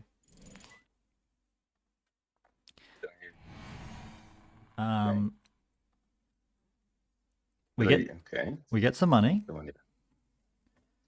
They jump over Bran. What do you think? Should you pop Bran here? Well, I guess yeah, just because I don't think I realized. Well, wait, Kurapira, can he no longer bypass due to the lack of counters? I forget how. I'm sorry, I'm not too familiar with how that card. It's okay. Kurapira gets 1 counter whenever it actually fully breaks, so it's only got 1 counter now. So it is done with the bypass. It's probably not going to get any more bypasses this game. Well, if I do trash Bran, then he just continue running HQ, although he doesn't know that the tier is too expensive for me. But tier is too expensive. 1 in 20, yeah. But 25. What about this tailgate? Sorry, can you? This card, this might be the first time I saw the card. Play cost of this event is over 1. Do you remember legwork? Were you around for the legwork? Oh yeah. Okay, so this is just This is new legwork. Quite similar reprint. Okay, all right, yeah. I should so definitely if it's a triple access, it's probably worth it. But he also has twinning. I don't know. So he sees the whole hand no matter what. Yeah. So we're going from guaranteed loss. Like, well, what's going to happen is maybe this is a complicated term. Oh, with Hermes bouncing back Architect, then it's just over. So yeah, I guess I have to. Yeah, we basically have to. I guess I have to burn it here. Okay. And the thing is, it probably doesn't save us, but we don't actually have a choice. Yeah. Okay. Because as it is, they end up bouncing the ice rather than anything else, which means we can actually still win in a miraculous turn of events. But then they have the reprise, and then we get blown out. But there was an inkling of hope, which goes to show if we had optimized our turns at any point this game, we actually probably won here. Yeah. The perfect storm of the perfect teaching game, the perfect instructive game. Yeah. Yes. Very instructive. So if you send me your email address, I will email you this file so that you can have a look at it and refer to it during your games if you want to. It's also got a cheat sheet in it, so you can like have a look at what to expect from each runner. For example, if you're up against Lou, unbeatable late game econ, little central pressure early, so you don't need to heavily ice R&D or HQ on turn 1. This is all stuff that's really good to know for Leo and for most decks. Secondly to that, yeah, I hope you enjoyed that. That's probably all I have time for tonight. I've got to eat some dinner, but that's awesome. Yeah, no, I had written up some questions prior to the session, and it was all about you answered basically all of the important ones, just explaining what I should need, what my goals are, what the opponent's goals are, and how to identify the methods to accomplishing it. I really appreciate it, man. Do you want to throw any extra questions at me that I didn't get to? I got some more. I got a little bit of time. If I have a few left on the list, I don't want to keep you from dinner. No, it's all right. I don't think it's not ready yet. Apparently. Well, gotcha. Well, yeah, I kind of wanted to ask you like a very broad question about resource transformation. How I see the word above rate thrown around a lot to describe a good card, and and in this game, there are many more resources than in other TCGs. There's cards in hand. There's cards. How valuable is a click? How valuable is a credit? How valuable is a tag? A bad publicity. It can be difficult it very quickly becomes difficult to evaluate how good a card might be in any particular context. And since you're someone who spends a lot of time building decks, I was wondering, do you have like, and this is a conversation that could go on for a long time, but is there like rules of thumb that you look at? Whether a card is, Now like people will tell you that it depends. Never believe them. It never depends. Okay, so this card is good, and we know this card is good. What does this tell you about Netrunner? That this card is not absurdly good. It's not like anyone's, eyes are popping out of their sockets at this. It's like, it's good. It tells you that a card that costs you a click to draw and a click to play and gives you 4 total credits is good. So click to draw a hedge fund, click to pay a hedge fund. That's strong. What does that tell you? It tells you that a click is worth a little bit less than 2 credits. Meaning that if you get to spend 2 clicks on 2 credits, a click on 2 credits, you should be happy. That's nice.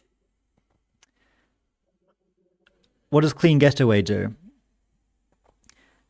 Clean Getaway runs a server, and it costs a click to run a server. So a run is worth about a click, because we use that action all the time. It runs a server, and if successful, you gain 6 money. So it gives you 3 credits. But it also costs you the card. So let's say we click to draw Clean Getaway, that's 1 click.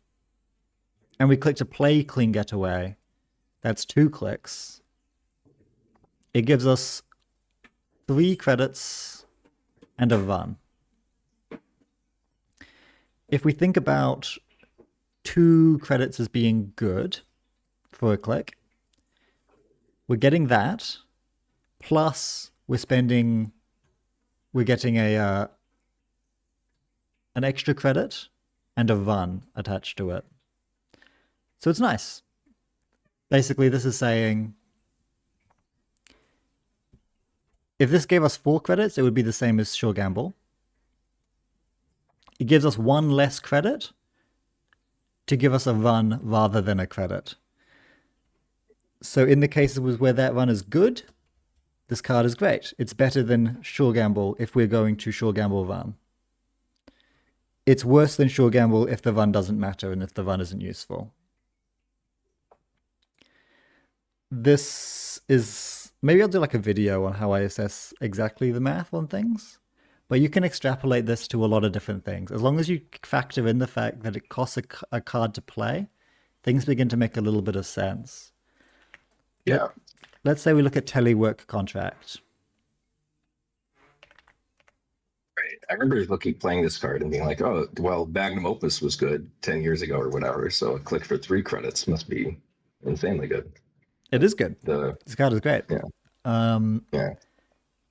But it's not as insanely great as it might look, because it's not just clicking for 3. If you think about the full scope of telework contract, you're spending a click and a credit and a card to spend 3 more clicks to gain 9. So if we use the basic action rule of thumb that a card, a click, an install, and a credit are all worth kind of a click, then we're doing 1 for the click to play it, plus the credit we spend to play it, plus the card that we spent drawing it is 3 clicks, plus 3 clicks from clicking it 3 times to get all the money off of it.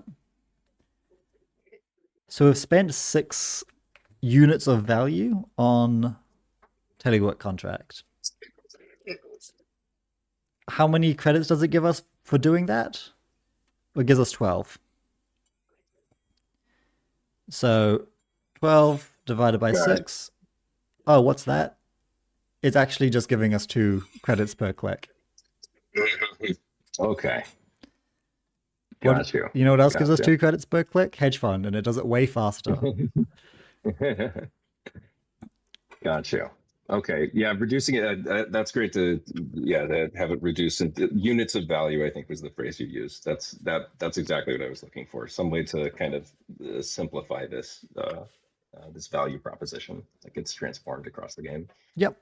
So when you're doing your tranquility trigger is probably like the purest form of when this comes up. When like you're not doing it for any specific reason, you don't need to hit a credit threshold. You just get the option. Do you gain 2 credits or do you draw a card?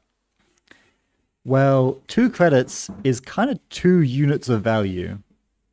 Whereas drawing a card is kind of 1 unit of value using the basic action card rule of thumb. So there's a little bit of nuance within that, but you should pretty much always pick the gain 2 credits because it is simply more value. You're getting more units of value out of your POC, and there's no opportunity cost to doing so. You can either get 2 credits or draw a card. One of those can be done easily, one of those is harder to do.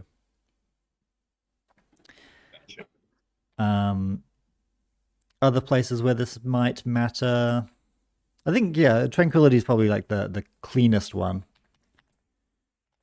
Because you'll usually see players getting 2 credits, and it's just because 2 credits is... But I will say, like, there's things like... Compare...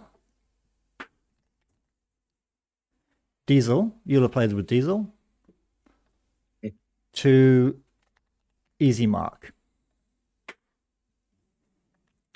One of these cards was goated, like all-timer awesome card that everyone loves. And one of these cards is kind of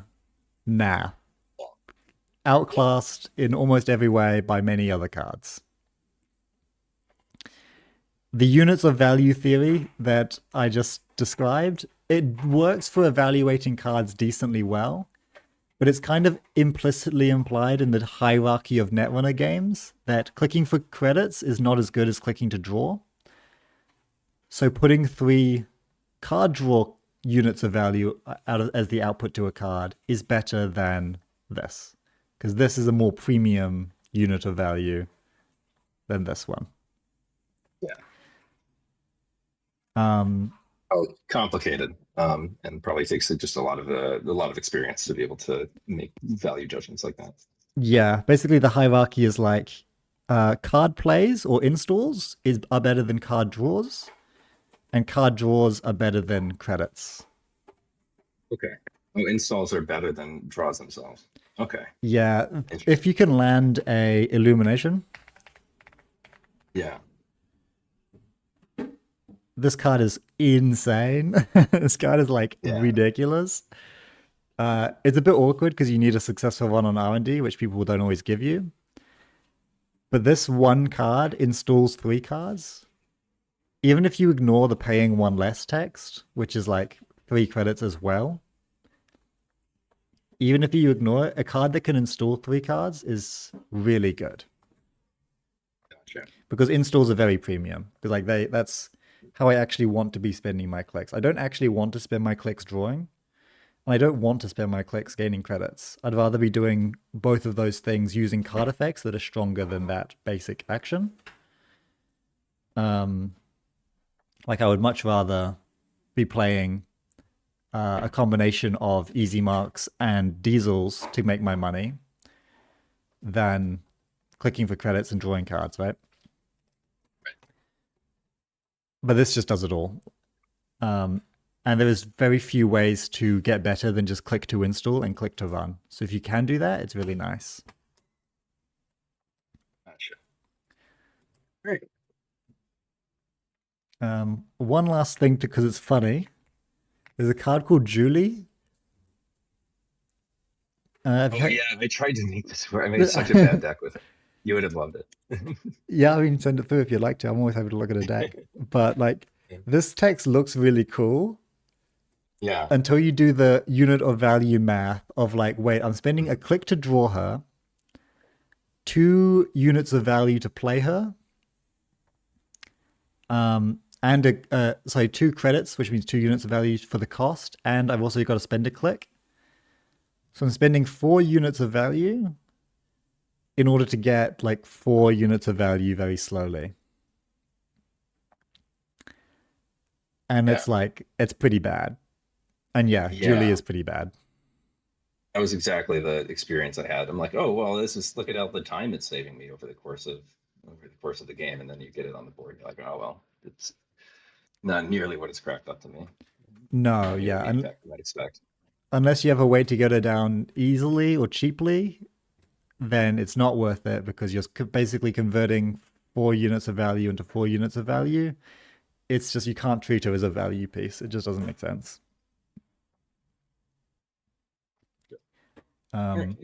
But yeah, Yeah. very nice. All right. Thank you for your Yep. time. I'll stop the Thank recording you. now